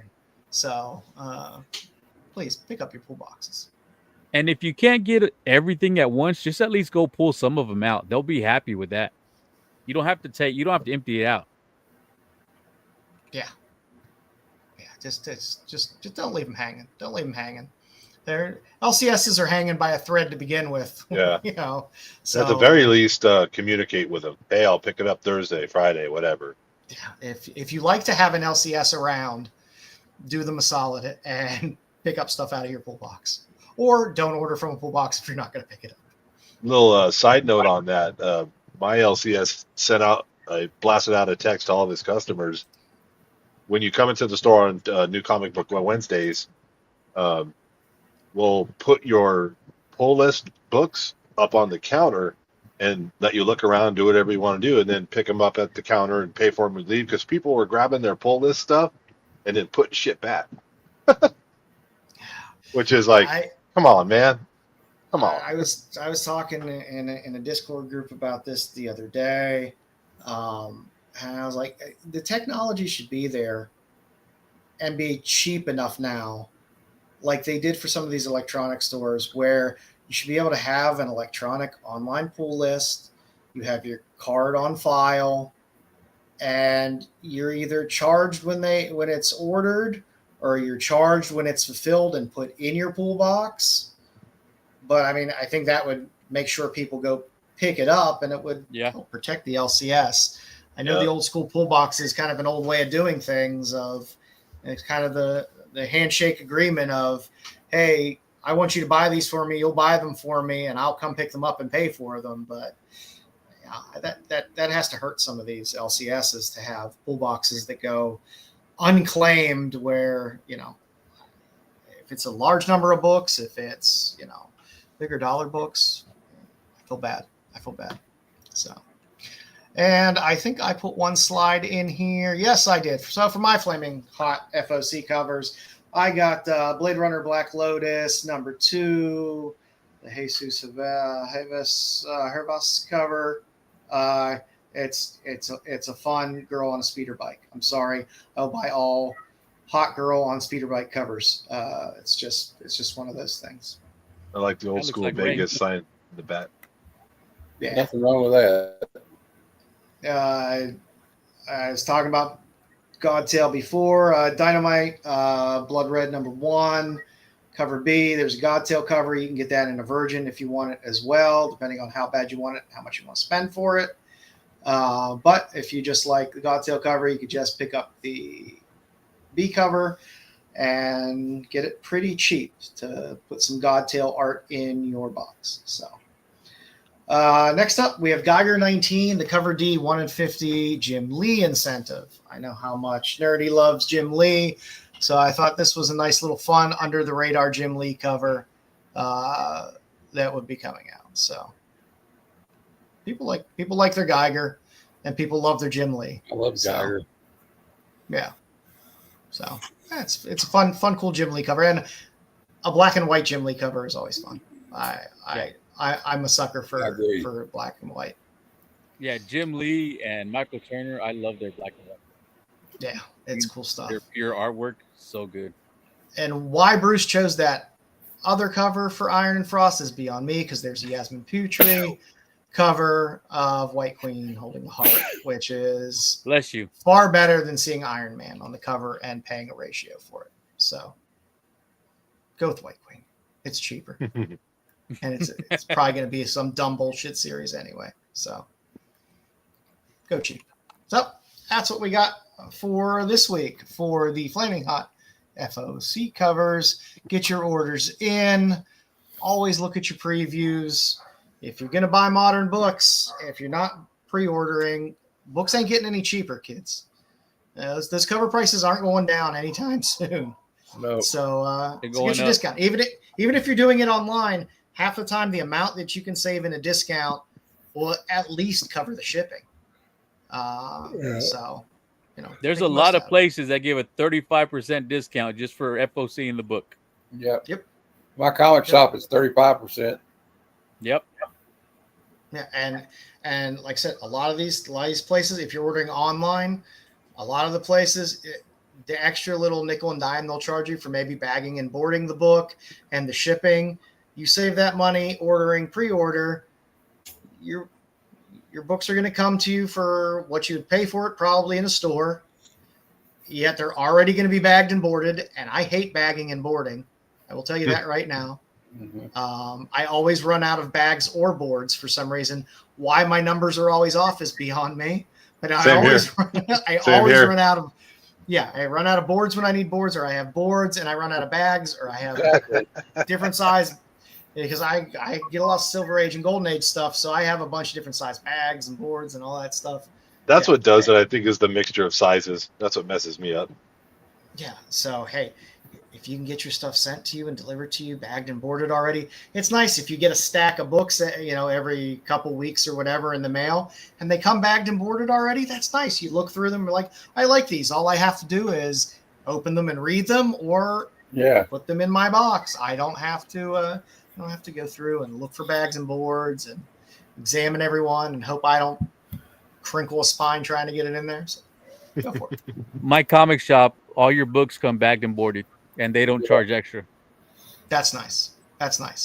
Every place that I've stuck with has been nickel diming you for some bags and boards, but yeah, discount comic book services they do. And then if you want Mylars, they 60 cents.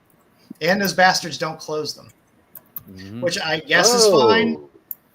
But they don't close. Tefal used to close them with a little Tefal sticker. It was nice. DCBS will give you the resealable bags, the ones that, the peel off, they're the sealable bags, but they won't peel them off and seal them. So they're all floppy at the top when you get them. So, which I found is really annoying, because after you peel that off, that stuff is so staticky, it just sticks to you. Yes. I'm literally covered. I look like the Mummy by the time I peel all those off and get everything away. So have at it. So that's what we got for this week. I hope I did Bruce justice. I hope he's not too mad at me for fucking up his show. No way.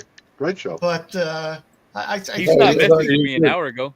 I think we did him some justice. I think we got through everything pretty good without any major hiccups. So like I said, I gave him a new final slide here too, because I was tired of looking at that janky ass cell phone.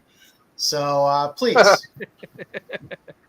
if you like the video, please go in, subscribe.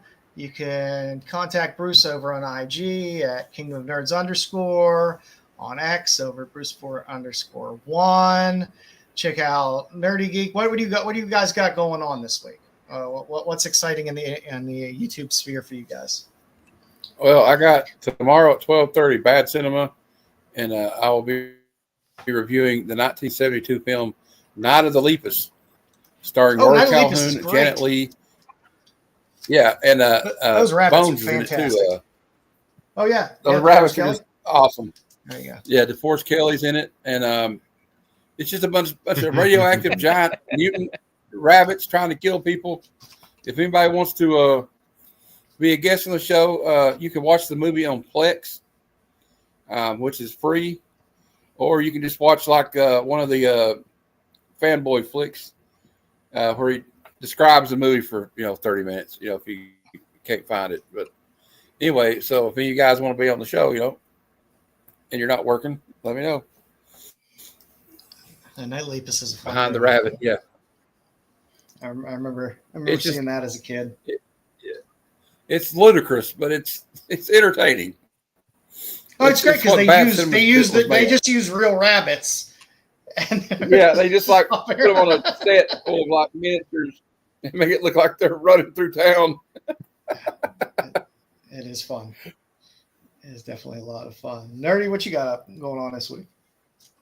Same thing as always. I got red shirts with Bruce and Brian on Tuesday. We're doing a couple of original series episodes, and I think Star Trek V, the best Star Trek movie. Wednesday's my comic book day haul. Say I don't do anything special. I just do the generic, comic book stuff. I'm not unique at all. Hey. You know what? Those are the videos that do well. That's what people like. People like to see what you pick up. People like to see, what's new this week. Yeah, people like it. It's my most popular videos usually.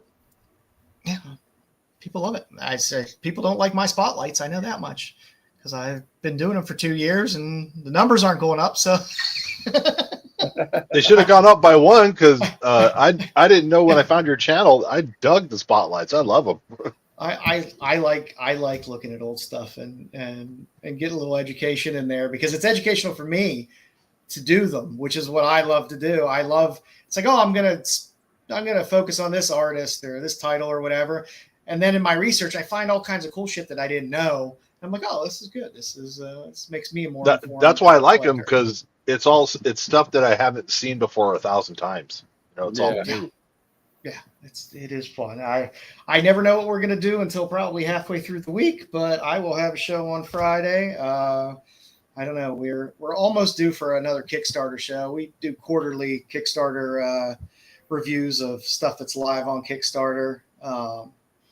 Not only boob books, but other stuff as well. It's on the Kickstarter. I love when you do the Kickstarter spotlights. Oh, they're fun. You find a lot of weird stuff in there if you dig through Kickstarter long enough. I'm sure. There's some interesting stuff. You can find a lot of interesting trades too, which I like. To get a nice trade paperback, relatively reasonably, from sometimes some cool, lesser known artists and writers. Oh, you can find some great books from artists that just like. I found some Parillo books and Chrissy Zuo books, and I'm like, I've never even heard of this. And you can't. I mean, it'd be nice if you could search up the artist, but that's not even how it works. You just have to. Kickstarter is not user friendly in terms of searching through Kickstarter for stuff. Unless you know the title of the Kickstarter, it's rough. Yeah, you have to click on each campaign, click on back, and then see what they're offering, and that's how you find them. Every possible thing that's there, but the Danger Girl one is really, there's a Danger Girl Kickstarter right now, but it is pricey. It is pricey. But he funded that in 3 minutes. Oh yeah, I am not surprised at all. A lot of artists like to do that. You could find really cool stuff on Kickstarter. The bad thing about it is, if you're not on mailing lists and all that kind of stuff, you just have to constantly go there and hope you find it within the 30 or 40 days that the Kickstarter is actually running, and hope you don't miss it. But man, if I was an artist like J. Scott Campbell, I'd be doing it too, because that's how they eat, And if you could fund your shit in 3 minutes, I'd be pumping out as much as I possibly could. I may or may not have backed it. I may have been number 11. That thing don't be ashamed. And that thing will do exceptionally well. And there'll be a ton of cool shit that comes with that. Yeah. That you're not going to get picking up. He's already unlocked somewhere. a ton of the extras for going way above what they were going for. Like I said, you'll find I have more art prints than I know what to do with that I never purchased. They just came in Kickstarters.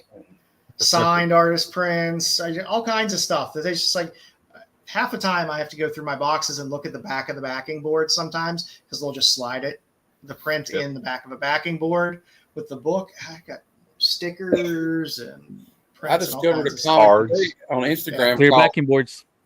Yep. I discovered a comic I never heard of today. I don't think it's a Kickstarter, but it's called Nazi Werewolf, Werewolves from Outer Space. How can that be bad? I love werewolf covers. There has to be a few interesting panels in that book, but I'll send you a picture of it. That covers all bases. Yeah. As long as there's some busty women and scantily clad clothing thrown in a few panels, I'm there. So, all right, kids. Well, thank you for joining us. Like I said, hope I did Bruce justice tonight. I'm sure he'll be back next week because he can't stay away. He can't stay away at all. Congratulations, Bruce and Justin. Congratulations again, Bruce. Yes, congratulations, Bruce and Justin. I am sure he is. There you go. Hey! Got statistics. We had the bachelor party without you. Yeah. So I'm sure Bruce will be back this week at some point, probably for red shirts this week, I'm guessing.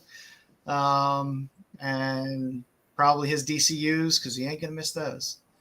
And then looping back around again for next week. So congrats, Bruce. We will see you the next time around, and have a good night, everybody. See y'all.